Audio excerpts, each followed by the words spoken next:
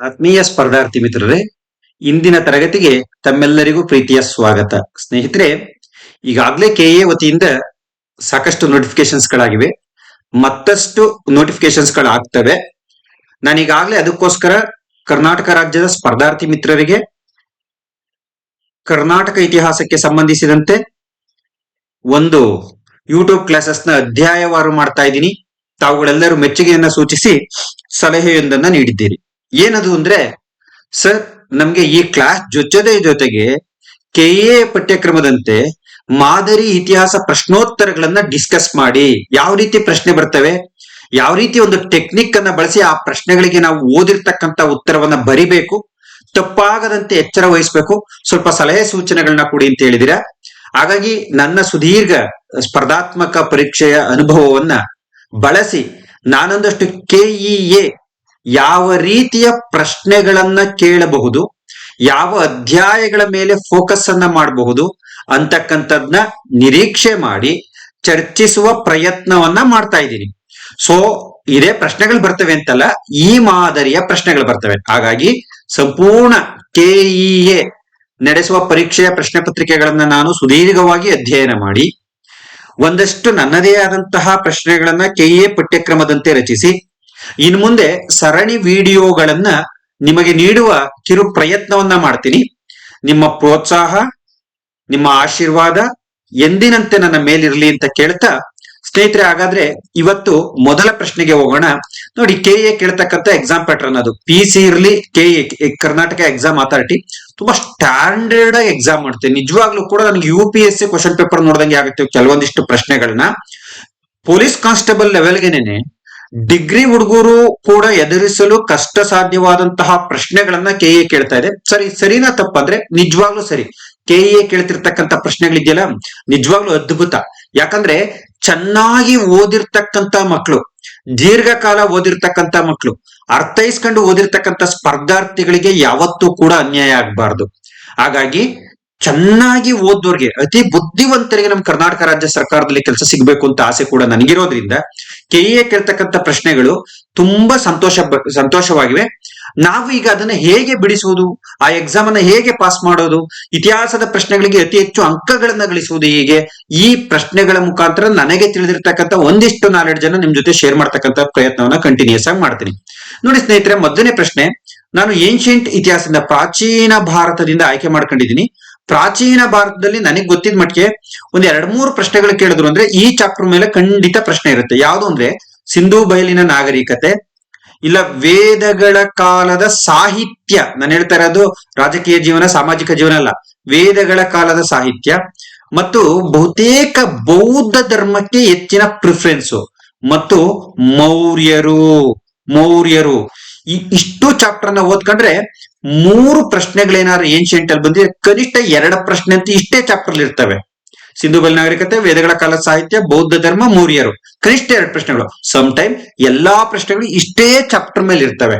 ಹಂಗಂತ ಇಷ್ಟೇ ಚಾಪ್ಟರ್ ಓದ್ರಿ ಅಂತ ನಾನು ಹೇಳ್ತಾ ಇಲ್ಲ ನಿಮ್ಗೆ. ಎಲ್ಲ ಚಾಪ್ಟರ್ ಗಳನ್ನು ಸುದೀರ್ಘವಾಗಿ ಅಧ್ಯಯನ ಮಾಡ್ಬೇಕು. ಬಟ್ ನಿಮ್ಮ ಅನುಭವ ಹೇಳಿ ಸರ್, ನಿಮ್ಮ ಎಕ್ಸ್ಪೀರಿಯನ್ಸ್ ಹೇಳಿ ಸರ್ ಅಂದಾಗ ನನ್ನ ಎಕ್ಸ್ಪೀರಿಯನ್ಸ್, ನನ್ನ ಅನುಭವ ಮತ್ತು ನಾನು ಓದಿರ್ತಕ್ಕಂಥ ನಾಲೆಡ್ಜ್ ಇವೆಲ್ಲವನ್ನ ಮಿಶ್ರಿತ ಮಾಡಿ ನಾನು ಅಧ್ಯಯನ ಮಾಡಿ ಅಭ್ಯಾಸ ಮಾಡಿ ನಿಮ್ಗೆ ಊಹೆ ಮಾಡಿ ಹೇಳೋದಾದ್ರೆ ಈ ಚಾಪ್ಟರ್ ಗಳ ಮೇಲೆ ಮೋರ್ ದ್ಯಾನ್ ಕ್ವಶನ್ಸ್ ಯಾವಾಗ್ಲೂ ಕವರ್ ಆಗ್ತಕ್ಕಂಥದ್ದನ್ನ ನಾವು ನೋಡ್ತಾ ಹೋಗ್ತೀವಿ. ಅದಕ್ಕಾಗಿ ನಾನು ಈ ಮಾದರಿ ಪ್ರಶ್ನೆ ಪತ್ರಿಕೆಯಲ್ಲಿ ಏನ್ ಮಾಡಿದ್ದೀನಿ ಅಂದ್ರೆ, ಮೊದಲಿಗೆ ಸಿಂಧೂ ಬಯಲಿನ ನಾಗರಿಕತೆಗೆ ಸಂಬಂಧಪಟ್ಟಂತ ಪ್ರಶ್ನೆಗಳನ್ನ ತಂದಿದ್ದೀನಿ. ನೋಡಿ ಸ್ನೇಹಿತರೆ, ಈ ಕೆಳಗಿನ ಹೇಳಿಕೆಗಳನ್ನ ಪರಿಗಣಿಸಿ. ಯಾವಾಗ್ಲೂ ಕೂಡ ಕೆಇಎ ಹೇಳಿಕೆಗಳ ಮೇಲೆ ಒಂದು ಪ್ರಶ್ನೆನ ಗ್ಯಾರಂಟಿ ಕೇಳಿರುತ್ತೆ.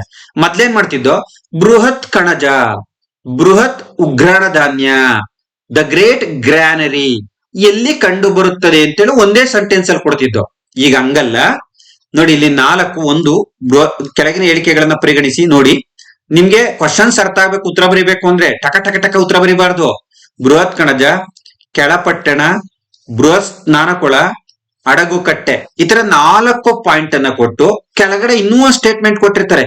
ಹೇಳಿಕೆಗಳನ್ನ ನೋಡಿ ಆಮೇಲೆ ಏನ್ ಮಾಡಿ, ಈ ಮೇಲಿನವುಗಳಲ್ಲಿ ಎಷ್ಟು ಮೊಹೆಂಜೊದಾರೋದಲ್ಲಿ ಕಂಡು ಬಂದಿದೆ, ಸಮಟೈಮ್ ಕಂಡು ಬಂದಿಲ್ಲ ಅಂತಾನು ಕೇಳ್ತಾನೆ. ಅಬ್ಸರ್ವ್, ಇಲ್ಲಿ ನೀವು ಮಾಡ್ತಕ್ಕಂಥ ಮೊದಲನೇ ತಪ್ಪು.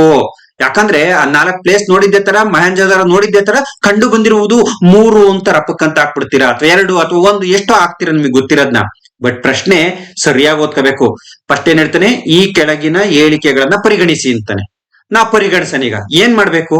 ಬೃಹತ್ ಕಣಜ, ಬೃಹತ್ ಸ್ನಾನದ ಕೊಳ, ಕೆಳಪಟ್ಟಣ, ಅಡಗು ಕಟ್ಟೆ 4. ಇದನ್ನ ಏನ್ ಮಾಡ್ಬೇಕು ಅಂತ ಮತ್ತೆ ಕೆಳಗಡೆ ಓದ್ಬೇಕು. ಈ ಮೇಲಿನವುಗಳಲ್ಲಿ ಎಷ್ಟು ಮಹೇಂಜೋದಾರದಲ್ಲಿ ಕಂಡು ಬಂದಿದೆ ಅಥವಾ ಕಂಡು ಬಂದಿವೆ ಅಂತ ಇನ್ನೊಂದು ಮಾಡಿದಾನೆ. ಬಟ್ ಇಲ್ಲಿ ನೀವು ಸೂಕ್ಷ್ಮವಾಗಿ ಅಬ್ಸರ್ವ್ ಮಾಡ್ಬೇಕಾಗಿರೋದು, ಕಂಡು ಬಂದಿದೆ ಅಂತ ಕೇಳಿದಾನೆ, ಕಂಡು ಬಂದಿಲ್ಲ ಅಂತ ಕೇಳಿದಾನೆ. ಇದು ನಿಮ್ ತಲೆಗೆ ಟಕ್ಕಂತ ಹೋಗ್ಬೇಕು. ಸರ್, ಇದಕ್ಕಾಗಿ ನಾವು ಎಷ್ಟು ನಿಮಿಷ ತಗೊಬೇಕು? ಮೋರ್ ದ್ಯಾನ್ 30 ಸೆಕೆಂಡ್ ಗಿಂತ ಜಾಸ್ತಿ ಟೈಮ್ ತಗೊಬಾರ್ದು. ಸರ್, 30 ಸೆಕೆಂಡ್ ಅಲ್ಲಿ ಇದಕ್ಕೆ ಆನ್ಸರ್ ಬರೀಬಹುದಾ?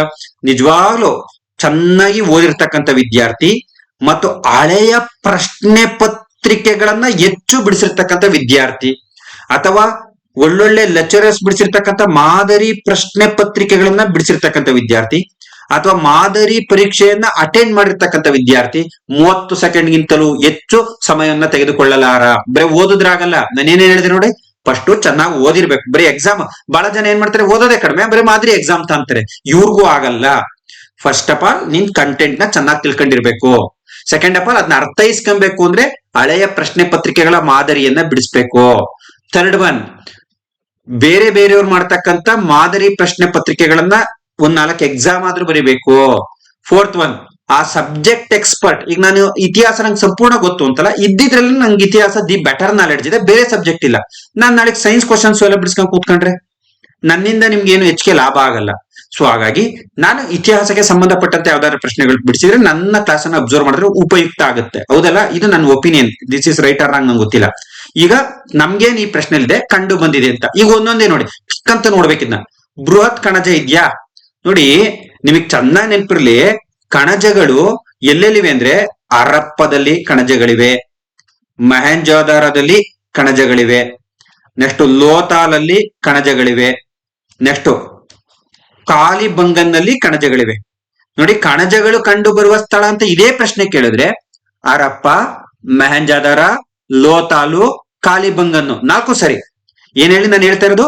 ಕಣಜ, ಗ್ರಾನರಿ, ಉಗ್ರಾಣ ಧಾನ್ಯ ಅಂತ ಕರಿತೀವಲ್ಲ, ಎಲ್ಲೆಲ್ಲಿ ಕಂಡು ಬರುತ್ತವೆ ಅಂತ ಕೇಳಿದಾಗ ಸಿಂಧೂ ಬಯಲು ನಾಗರಿಕತೆಯಲ್ಲಿ ನನ್ಗೆ ಈ ನಾಲೆಡ್ಜ್, ಈ ಪ್ರಶ್ನೆಗೆ ನಾನು ಉತ್ತರ ಬರೀಬೇಕಾದ್ರೆ ಈ ನಾಲೆಡ್ಜ್ ನನಗಿರ್ಬೇಕು.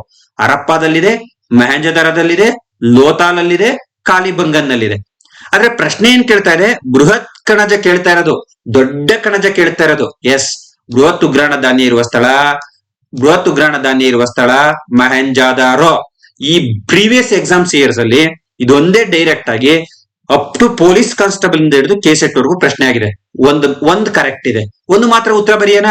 ಬೇಡ, ಎರಡನೇದ್ ನೋಡೋಣ. ಬೃಹತ್ ಸ್ನಾನ ಕೊಳ, ಮಹೇಂಜೋದಾರೋ ವೆರಿ ಪಾಪ್ಯುಲರ್ ಆಗ ಕಾರಣನೇ ಬೃಹತ್ ಸ್ನಾನ ಕೊಳ, ಸ್ವಿಮ್ಮಿಂಗ್ ಪೂಲ್, ದೊಡ್ಡ ಈಜುಕೊಳ ಇತ್ತಲ್ಲಿ. 1900 ಈ ಈಜುಕೊಳವನ್ನ 1925ರಲ್ಲಿ ಸರ್ ಜಾನ್ ಮಾರ್ಷಲ್ ಅವರು ಪತ್ತೆ ಹಚ್ಚಿರ್ತಕ್ಕಂಥದ್ದನ್ನ ನೋಡ್ತೀವಿ. ಬೃಹತ್ ಸ್ನಾನ ಕೊಳವನ್ನ 1925ರಲ್ಲಿ ಸರ್ ಜಾನ್ ಮಾರ್ಷಲ್ ಪತ್ತೆ ಹಚ್ಚಿರ್ತಕ್ಕಂಥದ್ದನ್ನ ನೋಡ್ತೀವಿ. So that's why. ಹಾಗಾಗಿ ಬೃಹತ್ ಸ್ನಾನ ಕೊಳವು ಇತ್ತು. ಇದನ್ನ ನಾನು ಬುಕ್ ಅಲ್ಲಿ ತುಂಬಾ ಡೀಪ್ ಆಗಿ ಬರ್ತಿದ್ದೀನಿ. ಬೃಹತ್ ಸ್ನಾನದ ಕೊಳ ಬಗ್ಗೆನೇ ಒಂದು ಪ್ಯಾರಾಗ್ರಾಫ್ ಅಲ್ಲಿ ಆನ್ಸರ್ ಮಾಡಿದ್ದೀನಿ. ಯಾಕಂದ್ರೆ ನೆಕ್ಸ್ಟ್ ಎಕ್ಸಾಮ್ ವಿವರಣೆ ಮಾಡಿದ್ದೀನಿ. ನೆಕ್ಸ್ಟ್ ಎಕ್ಸಾಮ್ ಅಲ್ಲಿ ಬೃಹತ್ ಸ್ನಾನದ ಕೊಳಕ್ಕೆ ಸಂಬಂಧಪಟ್ಟಂತೆ 4 ಪಾಯಿಂಟ್ ಕೇಳೋ ಸಾಧ್ಯತೆ ಇದೆ. ಯಾರು ಕಂಡಿಡಿದ್ರು, ಎಷ್ಟಲ್ಲಿ ಕಂಡಿಡಿದ್ರು, ಇದೇನಾಗಿತ್ತು, ಇದು ಎರಡೂ ಬದಿಗಳಲ್ಲಿ ಏನಿದೆ, ನೀರು ಒಳಕ್ಕೆ ಯಾವ ರೀತಿ ಬರ್ತಾಯಿತ್ತು, ನೀರ್ ಆಚೆಗೆ ಯಾವ ರೀತಿ ಓದ್ತಾಯಿತ್ತು, ಇದೆಲ್ಲ ವಿವರಣೆ ಬೇಕು ಅಂದ್ರೆ ಸ್ಪರ್ಧಾ ಇತಿಹಾಸ ಪುಸ್ತಕ ಓದ್ರಿ. ನೆಕ್ಸ್ಟ್ ಬೇಕಾದ್ರೆ ಈ ಸಿಂಧೂ ಬಯಲು ನಾಗರಿಕತೆ ಕ್ಲಾಸ್ ಮಾಡ್ಬೇಕಾದ್ರೆ ನಾನೇ ವಿವರಣೆ ಕೊಡ್ತೀನಿ. ಬಟ್ ಈಗ ತಕ್ಷಣಕ್ಕೆ ನಿಮಗೆ ಬೇಕು ಅಂದ್ರೆ ಸ್ಪರ್ಧಾ ಇತಿಹಾಸ ಪುಸ್ತಕ ಓದ್ರಿ. ಬಟ್ ಈಗ ನಮ್ಗೆ ಈ ಪ್ರಶ್ನೆ ಉತ್ತರ ಏನು? ಬೃಹತ್ ಸ್ನಾನ ಕೊಳ ಇತ್ತು, ಕಣಜ ಇತ್ತು, ಎರಡು ಮಾತ್ರ ಸರಿ ಅಂತ ಹಾಕನ? ಬೇಡ. ಯಾಕಂದ್ರೆ ಇನ್ನೊಂದು ನೋಡೋಣ, ಕೆಳಪಟ್ಟಣ ಅಂತ 3ನೇ ಆಪ್ಷನ್ ಇದೆ, ಇದಿತ್ತ ಅಂತ. ನಿಮ್ಗೆ ಗೊತ್ತಿರ್ಲಿ, ಸಾಮಾನ್ಯವಾಗಿ ಸಿಂಧೂ ಬಯಲು ನಾಗರಿಕತೆಯ ನಗರಗಳು 2 ಕೋಟೆಗಳಿಂದ ಆವೃತ್ತವಾಗಿವೆ.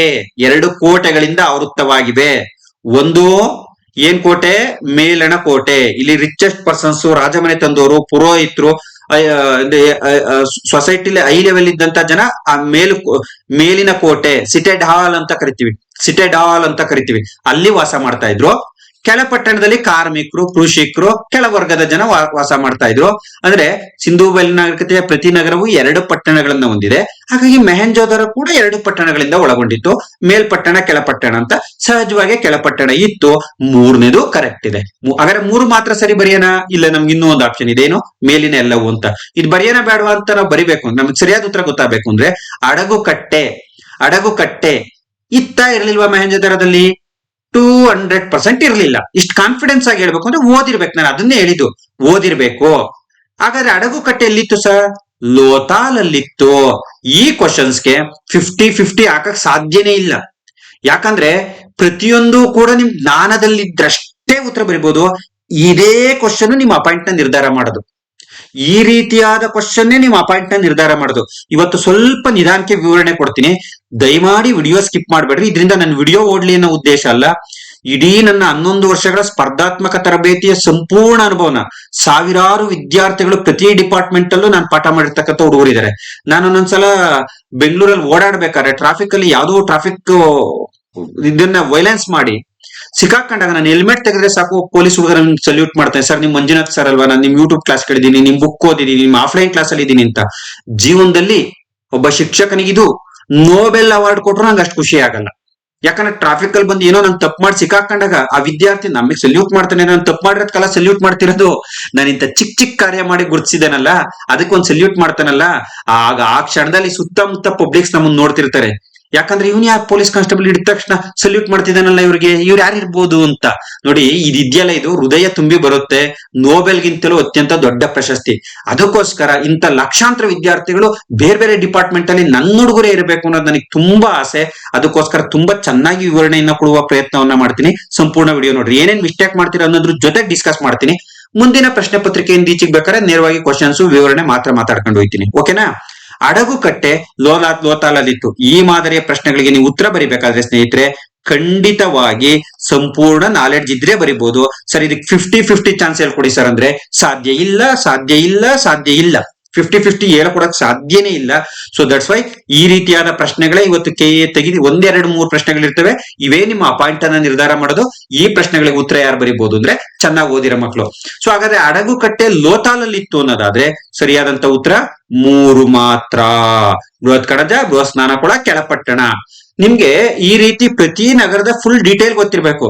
ಇದು ಸಿಂಧೂ ಬಯಲು ನಾಗರಿಕತೆ ಅತ್ಯಂತ ದೊಡ್ಡ ನಗರ, ಅತಿ ಹೆಚ್ಚು ಜನಸಂಖ್ಯೆಯನ್ನ ಹೊಂದಿರತಕ್ಕಂತ ನಗರ. ಇದನ್ನ ಸಿಂಧ್ ಭಾಷೆಯಲ್ಲಿ ಮೌಂಡ್ ಆಫ್ ಡೆಡ್ ಅಂತೀವಿ, ಮಡಿದವರ ದಿಬ್ಬ ಅಂತೀವಿ. ರಕಲ್ದಾಸ್ ಬ್ಯಾನರ್ಜಿ ಅವರು ಇದನ್ನ ಪತ್ತೆ ಹಚ್ಚಿರ್ತಕ್ಕಂಥದ್ದನ್ನ ನೋಡ್ತೀವಿ. ಸೊ ಇಲ್ಲಿ ವಿಶೇಷವಾಗಿರ್ತಕ್ಕಂಥ ಇನ್ನೊಂದು ಅಂಶ ಏನಪ್ಪಾ ಅಂದ್ರೆ, ಇದನ್ನ ಋಗ್ವೇದದ ಕಾಲದಲ್ಲಿ ವ್ಯವಸಂತ ಅಂತ ಕರಿತೀವಿ. ಇಲ್ಲಿ ಬಣ್ಣದ ಬಟ್ಟೆಯ ಚೂರುಗಳು ಕಂಡು ಬಂದಿರತಕ್ಕಂಥದ್ದನ್ನ ನೋಡ್ತೀವಿ. ಎಷ್ಟು ವಿಚಾರಗಳು ನಮ್ಮ ತಲೆಯಲ್ಲಿ ಇರ್ತಾವೋ ಅಷ್ಟು ಎಕ್ಸಾಮ್ ಅಲ್ಲಿ ಏನೇ ಮೊಹೆಂಜೋದಾರೋದ ಬಗ್ಗೆ ಕೇಳಿದ್ರು ಕೂಡ ಉತ್ತರ ಬರಿತೀವಿ. ನೋಡಿ ಸರ್, ಒಂದು ಇಂಪಾರ್ಟೆಂಟ್ ಹೇಳಿ ಅಂದ್ರೆ, ಮೊಹೆಂಜೋದಾರೋದಲ್ಲಿ ನಿಮ್ ಸಿಂಧೂ ಬಯಲು ನಾಗರಿಕತೆಯಲ್ಲಿ ಗೊತ್ತಿರಲೇಬೇಕಾದಂತ ನಗರಗಳು ಯಾವುವು ನನ್ನ ಪ್ರಕಾರ ಅಂದ್ರೆ ಹರಪ್ಪ, ಮೊಹೆಂಜೋದಾರೋ, ಲೋತಾಲು. ಹರಪ್ಪ, ಮೊಹೆಂಜೋದಾರೋ, ಲೋತಾಲು, ಕಾಲಿಬಂಗನ್, ಧೋಲವೀರ, ರಾಖಿಗರಿ. ಈ 6 ಸಿಟಿಯ ಬಗ್ಗೆ ಚೆನ್ನಾಗಿ ನಾಲೆಡ್ಜ್ ಇರ್ಬೇಕು. ಸರ್, ಉಳಿದಿದ್ದು ಓದಬಾರ್ದ? ಓದ್ಬೇಕು. ನಾನು ಯಾವ್ದು ಓದಬಾರ್ದು ಅಂತ ಹೇಳ್ತಿಲ್ಲ. ನಾನು ಈಗ ಹೇಳ್ದಂತ ನೀವು ಬರೀ 6 ಸಿಟಿ ನೋಡ್ಕೊಂಡಿದ್ರಾಗಲ್ಲ. But more than questions frame ಆಗೋದು ಈ 6 ಸಿಟಿ ಮೇಲೆನೆ.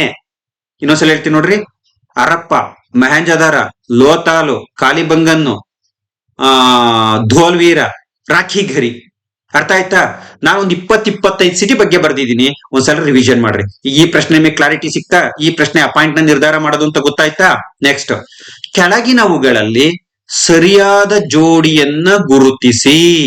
ಸಮ್ಯಕ್ ಜ್ಞಾನ, ಒಳ್ಳೆ ಜ್ಞಾನ. ಸಮ್ಯಕ್ ದರ್ಶನ, ಒಳ್ಳೆ ಚಿಂತನೆ. ಸಮ್ಯಕ್ ಚಾರಿತ್ರ್ಯ, ಒಳ್ಳೆಯ ನಡತೆ. ಸರ್, ನಿಮ್ಗೆ ಫಸ್ಟ್ ಆಫ್ ಆಲ್ ಇದು ಗೊತ್ತಿರ್ಬೇಕು. ಮೇಲ್ನೋಟಕ್ಕೆ ಈಸಿ ಅನ್ಸುತ್ತೆ. ಯಾಕಂದ್ರೆ ಇದು ಎಲ್ಲಿ ಬರುತ್ತೆ ಕಾನ್ಸೆಪ್ಟ್ ಅಂತ ಗೊತ್ತಿರ್ಬೇಕು. ಜೈನ ಧರ್ಮದಲ್ಲಿ ಬರುತ್ತೆ. ನಿಮಗೆ ಗೊತ್ತು, ಜೈನ ಧರ್ಮ 24 ತೀರ್ಥಂಕರರ ಕೊಡುಗೆ. ಅದರಲ್ಲಿ ಪ್ರಮುಖವಾಗಿ 1ನೇ ತೀರ್ಥಂಕರ ಋಷಭನಾಥನ ಬಗ್ಗೆ ಹೆಚ್ಚು ಪ್ರಶ್ನೆಗಳು ಬರ್ತವೆ. 23ನೇ ತೀರ್ಥಂಕರ ಪಾರ್ಶ್ವನಾಥನ ಬಗ್ಗೆ ಹೆಚ್ಚು ಪ್ರಶ್ನೆಗಳು ಬರ್ತವೆ. 24ನೇ ತೀರ್ಥಂಕರ ಮಹಾವೀರರ ಬಗ್ಗೆ ಹೆಚ್ಚು ಪ್ರಶ್ನೆಗಳು ಬರ್ತವೆ. ವರ್ಧಮಾನ ಮಹಾವೀರರ ಬಗ್ಗೆ ಇತ್ತೀಚೆಗೆ ಪ್ರಶ್ನೆಗಳು ಕೇಳ್ತಾ ಇದ್ದಾರೆ. 24 ತೀರ್ಥಂಕರಲ್ಲಿ ಮೊನ್ನೆ KA ನಡೆಸಿದಂತ ಒಂದು ಯಾವ್ದೋ ಎಕ್ಸಾಮ್ ಅಲ್ಲಿ, ಈ ಜೂನ್ ತಿಂಗಳಲ್ಲಿ ಆದಂತ ಎಕ್ಸಾಮ್ ಅಲ್ಲಿ 4 ತೀರ್ಥಂಕರಗಳನ್ನ ಕೊಟ್ಟು ಕಾಲಾನುಕ್ರಮದಲ್ಲಿ ಬರೀರಿ ಅಂತ ಕೇಳಿದ್ರು. ಈ ರೀಸೆಂಟ್ ನಾನು ಹೇಳ್ತಾ ಇರೋದು ಜೂನ್ ತಿಂಗಳಲ್ಲಿ ನಾನು ಎಕ್ಸ್ಪ್ಲೈನ್ ಮಾಡಿದೀನಿ ನೋಡಿ ವಿಡಿಯೋದಲ್ಲಿ, ಲಾಸ್ಟ್ ವಿಡಿಯೋದಲ್ಲಿ ಕೆಎ ಕೇಳಿದಂತ UPSC KPSC ಯಾವ ಸಮಥಿಂಗ್ ಎಕ್ಸಾಮ್ ಅಲ್ಲಿ. ಸೊ ಅಲ್ಲಿ ಒಂದು ಬಹಳ ಮುಖ್ಯವಾಗಿರ್ತಕ್ಕಂಥದ್ದು ಏನಪ್ಪಾ ಅಂದ್ರೆ 24 ತೀರ್ಥಂಕರಲ್ಲಿ 4 ತೀರ್ಥಂಕರಗಳನ್ನ ಕೊಟ್ಟು ಕಾಲಾನುಕ್ರಮದಲ್ಲಿ ಬರೀರಿ ಅಂತ ಕೇಳಿದರೆ. ನಾವು ಋಷಭನಾಥನ್ ಬಗ್ಗೆ, ಪಾರ್ಶ್ವನಾಥನ್ ಬಗ್ಗೆ, ಮಹಾವೀರರ ಬಗ್ಗೆ ಡೆಪ್ತ್ ಆಗಿ ಓದಿರ್ತೀವಿ. ಆ 24 ತೀರ್ಥಂಕರ ಯಾರು ಅಂತ ನೋಡಿರಲ್ಲ. ಬುಕ್ಸ್ ಅಲ್ಲಿ ಇದನ್ನು ಕೂಡ ನಾನು ಪಟ್ಟಿ ಸಮೇತ ಕೊಟ್ಟಿದ್ದೀನಿ, ನಿಮ್ಗೆ ಈಸಿ ಆಗ್ಲಿ ಅಂತ ಪಟ್ಟಿ ಮಾಡಿ ಬಾಕ್ಸ್ ಮಾಡಿ ಕಾಲಮ್ ಮಾಡಿ 1 by 1 ಕೊಟ್ಟಿದ್ದೀನಿ. ಅಟ್ಲೀಸ್ಟ್ ಪ್ರತಿಯೊಂದು ಲೈನ್ ಅನ್ನು, ಈಗ 2000-3000 ಪೇಜ್ ಡೀಪ್ ಇರುತ್ತೆ ನಮ್ಮ ಹಿಸ್ಟ್ರಿ ಬುಕ್, ನಿಮಗೆ ಗೊತ್ತು. ಅದನ್ನ ನಾನು ಒಂದು 17-18 ಮಾರ್ಕ್ಸ್ಗೆ ನಿಮ್ಗೆ ಒಂದು 15-16 ಆದ್ರೂ ಬರ್ಬೇಕು ಅನ್ನೋ ಉದ್ದೇಶದಿಂದ ನಾನು ತುಂಬಾ ಸ್ಟಡಿ ಮಾಡಿ ನನ್ನ ಅನುಭವವನ್ನ ಬಳಸಿ ನಾನು ಅದನ್ನ ಏನ್ ಮಾಡಿದೀನಿ, ಪಾಯಿಂಟ್ ವೈಸ್ ಅಲ್ಲಿ ನನ್ನ ಆಡು ಭಾಷೆಯಲ್ಲಿ ಬರೆದಿದ್ದೀನಿ. ಹಾಗಾಗಿ ಹುಡುಗರ್ಗೆ ತುಂಬಾ ಇಷ್ಟ ಆಗಿದೆ, ಹೃದಯಕ್ಕೆ ಹತ್ರ ಆಗಿದೆ. ಸೊ ಎರಡನೇದು ವಿಶೇಷ ಏನು ಅಂದ್ರೆ ಬಹುತೇಕ ಎಲ್ಲ ಪ್ರಶ್ನೆ ಪತ್ರಿಕೆಗಳನ್ನ ಅದರಲ್ಲಿ ಕವರ್ ಮಾಡಿದ್ದೀನಿ. ಸೊ ಹಾಗಾಗಿ ಎಕ್ಸಾಮ್ ಅಲ್ಲಿ ಯಾವುದೇ ಎಕ್ಸಾಮ್ ಮಾಡಿ ಮೊದ್ಲಂತೂ 100% ಬರವು, 100% ಆ ಬುಕ್ ಅಲ್ಲಿ ಕವರ್ ಆಗು. ಈಗ ಸರ್ 100% ಬರ್ಬೋದು, ಮೋರ್ ದನ್ 80% ಅಂತೂ ಗ್ಯಾರಂಟಿ ಬರುತ್ತೆ. ಬಹಳ ಹುಡುಗರು ಕೇಳ್ತಿರ್ತೀರ PDF ಹಾಕಿ ಸರ್ ನೀವು ಬಂದಿರೋದ್ನ ಅಂತ. ನಾನು ಯಾಕೆ PDF ಹಾಕ್ಬೇಕು? ಬುಕ್ ತಗೊಂಡಿರ್ತೀರಲ್ವಾ, ಎಕ್ಸಾಮ್ ಆಗಿರ್ತದಲ್ವಾ, ಕ್ವಶನ್ ಪೇಪರ್ ತಗೊಂಡು ಸ್ವಲ್ಪ ಹುಡುಕ್ರಿ, ನೀವು ಓದಿರ್ತೀರಲ್ವಾ, ಯಾವ್ಯಾವ ಪೇಜಲ್ಲಿ ಏನಾದೆ ಅಂತ ಗೊತ್ತಿರುತ್ತಲ್ವಾ, right or wrong? Non PDF ಹಾಕ್ಬಿಟ್ಟು ನೋಡಿ ಇಲ್ಲಿದೆ ಸಾಕ್ಷಿ ಅಂತ ನಾನೇ ಕೊಡೋದಾದ್ರೆ ನಿಮ್ ಕೆಲಸ ಏನು? Right or wrong? ಇದು ನನಗೆ ಅನ್ಸಿದ್ದು, this is not right or wrong ನಂಗೆ ಗೊತ್ತಿಲ್ಲ. ಪುಸ್ತಕ ನಿಮ್ ಕೈಲಿ ಇದ್ಮೇಲೆ ಎಕ್ಸಾಮ್ ಬರ್ದಾದ್ ಬಂದ್ಮೇಲೆ ನೀವು ಅಟ್ಲೀಸ್ಟ್ ಯಾವ ಪೇಜ್ ಆಗಿ ಇದನ್ನ ಓದಿರಬಹುದು, ಯಾವ ಪಾಠದಲ್ಲಿ ಬರ್ಬೋದು ಅಂತ ಗೆಸ್ ಮಾಡಿ ಹುಡುಕಿ. ಆ ಹುಡುಕೋದ್ರಿಂದ ನಿಮ್ಗೆ ಆಗ ಲಾಭ ಏನ್ ಗೊತ್ತಾ? ಒಂದು ನನಗೆ ಗೈಡ್ ಮಾಡಿ, ಸರಿ ಕಂಟೆಂಟ್ ಇಲ್ಲ ಇನ್ನೂ ಅಪ್ಡೇಟ್ ಮಾಡಿ ಅಂತ. ಯಾಕಂದ್ರೆ ಇತಿಹಾಸ ಸಾಗರ, ನನ್ನ ನಾಲೆಡ್ಜ್ ಅಲ್ಲಿ ಇರ್ತಕ್ಕಂಥದ್ದನ್ನ ನಾನು ಬರೆಯೋ ಪ್ರಯತ್ನ ಮಾಡಿದ್ದೀನಿ. ನೀವು ನನಗೆ ಸಜೆಷನ್ ಮಾಡಿದ್ರೆ ನೀವು ಎಲ್ಲ ಸೇರ್ಕೊಂಡು ಕರ್ನಾಟಕ ರಾಜ್ಯಕ್ಕೆ ಇನ್ನೂ ಒಂದು ಅತ್ಯುತ್ತಮವಾದಂತ ಪುಸ್ತಕ ಕೊಡೋ ಪ್ರಯತ್ನ ಬರೆಯಕ್ ನಾನ್ ರೆಡಿ ಇದ್ದೀನಿ, ಗೈಡ್ ಮಾಡಕ್ ನೀವು ರೆಡಿ ಇರಿ. ಒಂದ್ ವೇಳೆ ಬಂದಿದ್ರೆ ನಾನು ಪಾಠ ಮಾಡಿರೋದು ಎಷ್ಟು ಬಂದವೆ ಎಂದಿದ್ರೆ ನನ್ನ ಅಪ್ರಿಶಿಯೇಷನ್ ಮಾಡಿ, ಸರ್ ನಿಮ್ ಪ್ರಯತ್ನ ಸಕ್ಸಸ್ ಆಗಿದೆ ಅಂತ. ರೈಟ್ ಅಲ್ಲ? ನಾನೇ ಈಸಿಯಾಗಿ ಸ್ಪೂನ್ ಸ್ಪೀಡಿಂಗ್ ಮಾಡ್ಬಿಟ್ರೆ, ನಾನೇ ಒಂದು PDF ಕೊಟ್ಬಿಟ್ರೆ ಇದು ಬಂದದ್ ನೋಡ್ರಿ ಅಂತ ನೀವು ಹುಡುಕದಾಗ ಆ ಹುಡುಕಕ್ಕೆ ಅಂತ ಓದ್ತಿರಲ್ಲ, ಅವಾಗ ನಿಮ್ಮ ಜ್ಞಾನ ಹೆಚ್ಚಾಗುತ್ತೆ ಅನ್ನೋದು ನನ್ನ ಭಾವನೆ. ಓಕೆ, ಇರ್ಲಿ. ಇಲ್ಲಿ ಜೈನ ಧರ್ಮದ ಏನು ತತ್ವಗಳ ಬಗ್ಗೆ ಪ್ರಶ್ನೆ ಕೇಳಿದಾನೆ. ಇಲ್ಲಿ ಪಂಚತತ್ವಗಳು ಅಂತೀವಿ ಮತ್ತು ತ್ರಿರತ್ನಗಳು ಅಂತೀವಿ. ಜೈನ ಧರ್ಮದ ಬೋಧನೆಗಳನ್ನ ಪಂಚತತ್ವಗಳು ಮತ್ತು ತ್ರಿರತ್ನಗಳು ಅಂತೀವಿ. ಏನು ಪಂಚತತ್ವ? ನಿಮ್ಗೆ ಗೊತ್ತು. ಪಂಚತತ್ವಗಳು ಯಾವ್ಯಾವ ಅಂದ್ರೆ ನೋಡಿ ಇಲ್ಲಿ ಸತ್ಯವನ್ನೇ ನುಡಿಬೇಕು, ಅಹಿಂಸೆ ಅಂದ್ರೆ ಹಿಂಸೆಯನ್ನ ಮಾಡಬಾರ್ದು. ಅದಕ್ಕೆ ಅವರು ಕೃಷಿಯನ್ನು ಕೂಡ ನಿಷೇಧ ಮಾಡ್ತಾರೆ. ಇದು UPSC ಕ್ವಶನ್. ಜೈನರು ಯಾಕೆ ಕೃಷಿಯನ್ನ ನಿಷೇಧ ಮಾಡಿ ವ್ಯಾಪಾರ ವ್ಯವಹಾರವನ್ನ ಜಾಸ್ತಿ ಮಾಡ್ತಾರೆ? IAS question. ನಾನು ವಿವರಣೆ ಕೊಡ್ತಾ ಕೂತ್ರೆ ಇದೊಂದನ್ನೇ ದಿನೆಲ್ಲ ಡಿಸ್ಕಸ್ ಮಾಡ್ಬಿಡ್ತೀನಿ. ಅದಕ್ಕೆ ಎಷ್ಟು ಬೇಕೋ ಅಷ್ಟು ಹೇಳ್ತೀನಿ. ಕ್ಲಾಸ್ ಮಾಡ್ದಾಗ ಬೇಕಾದ್ರೆ ಡೆಪ್ತ್ ಆಗಿ ಮಾಡ್ಕೊಡ್ತೀನಿ. ಕರ್ನಾಟಕ ಹಿಸ್ಟ್ರಿ ಆದ್ಮೇಲೆ ಕೃಷಿ, ಅಹಿಂಸೆ, ಕೃಷಿ. ಯಾಕೆ ಹಿಂಸೆ ಆಗುತ್ತೆ ಕೃಷಿಯಲ್ಲಿ, ಸಣ್ಣ ಪುಟ್ಟ ಕೀಟಗಳು ಸಾಯ್ತವೆ ಅಂತ ಹೇಳಿ ಕೃಷಿ ಬಿಟ್ಟು ಅವ್ರು ವ್ಯಾಪಾರ ವ್ಯವಹಾರವನ್ನ ಮಾಡ್ತಾರೆ. UPSC ಇದನ್ನ ಕಾರಣದ ಒಂದು ಕ್ವಶನ್ ಕೇಳಿದ್ರು. ಹಿಂಸೆ ಮಾಡಬಾರ್ದು. ಸತ್ಯ, ಅಹಿಂಸೆ, ಆಸ್ತೇಯ. ಅಂದ್ರೆ ಆಸ್ತೇಯ ಅಂದ್ರೆ ಕಳ್ಳತನ ಮಾಡಬಾರ್ದು. ನೋಡಿ ಎಷ್ಟು ಅದ್ಭುತವಾದಂತ ವ್ಯಾಖ್ಯೆಗಳನ್ನ ನಮ್ಮ ಜೈನ ಧರ್ಮ ನೀಡಿದೆ. ಅಪರಿಗ್ರಹ, ಆಸ್ತಿಯನ್ನ ಮಾಡಬಾರ್ದು. ಮತ್ತು ಬ್ರಹ್ಮಚರ್ಯ ಅಂದ್ರೆ ಹುಡುಗರು ಬಹಳ ಜನ ಹೇಳ್ತಾರೆ ಮದ್ವೆ ಆಗದಿರುವುದು ಅಂತ. ಅದು ಹಿಂದೂ ಧರ್ಮದ ಪ್ರಕಾರ 25 ವರ್ಷದವರೆಗೂ ಅದು ಜೀವನ ಪೂರ್ತಿ ಬ್ರಹ್ಮಚಾರಿ ಆಗಿರಿ ಅಂತ ಹಿಂದೂ ಧರ್ಮ ಕೂಡ ಹೇಳಿಲ್ಲ. 0 to 25 years ಅಂತ ಹೇಳಿರೋದು.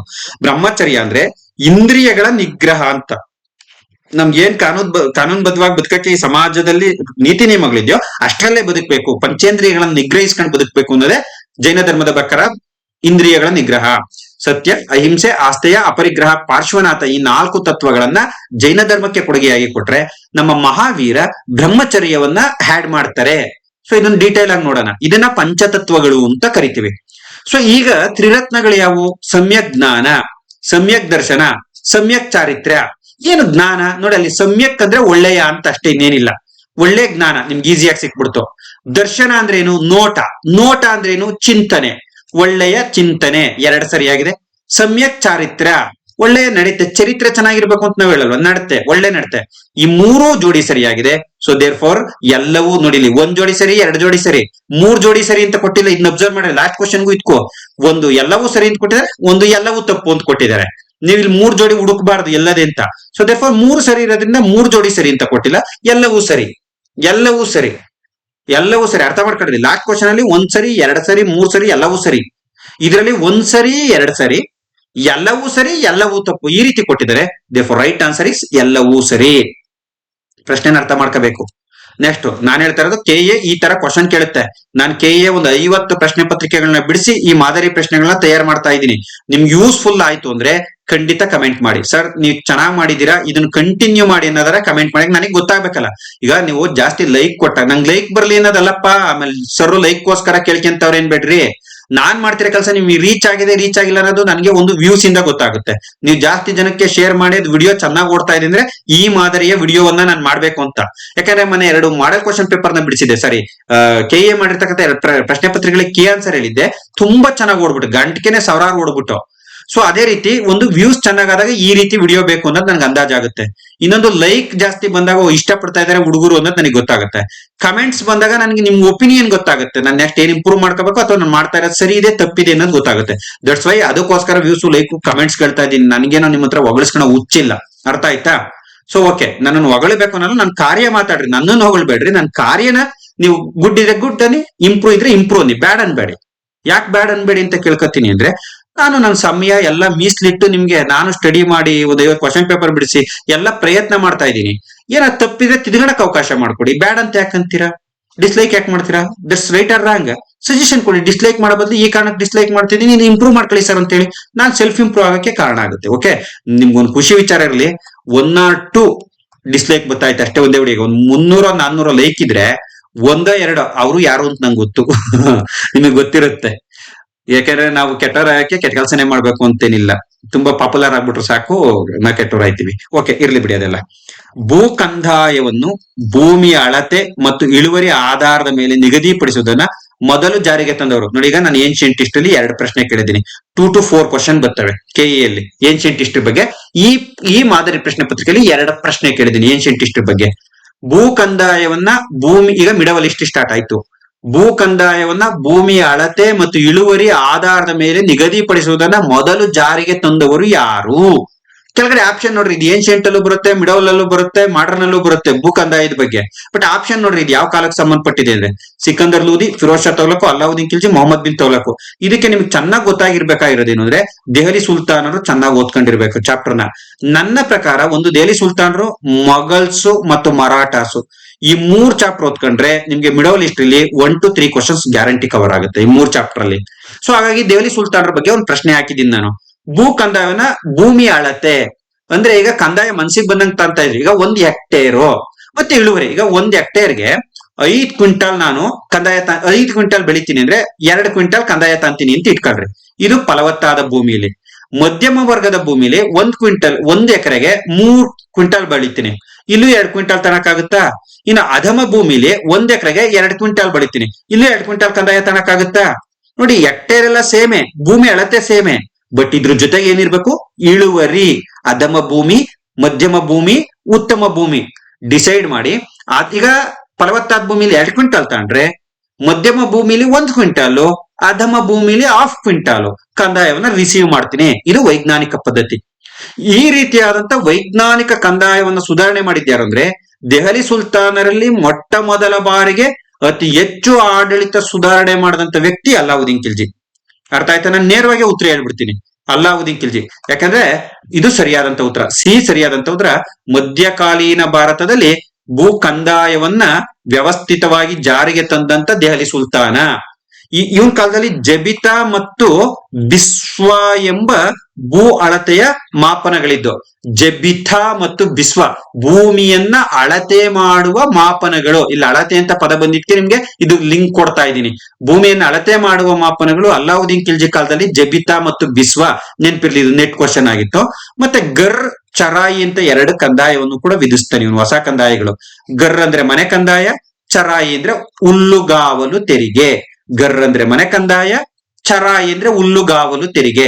ಇದ್ರ ಜೊತೆಗೆ ದಿವಾನಿ ರಿಯಾಸತ್ತನ್ನ ಜಾರಿಗೆ ತತ್ತಾನೆ. ಮಾರ್ಕೆಟು ನಿಮ್ಗೆಲ್ಲರಿಗೂ ಗೊತ್ತು.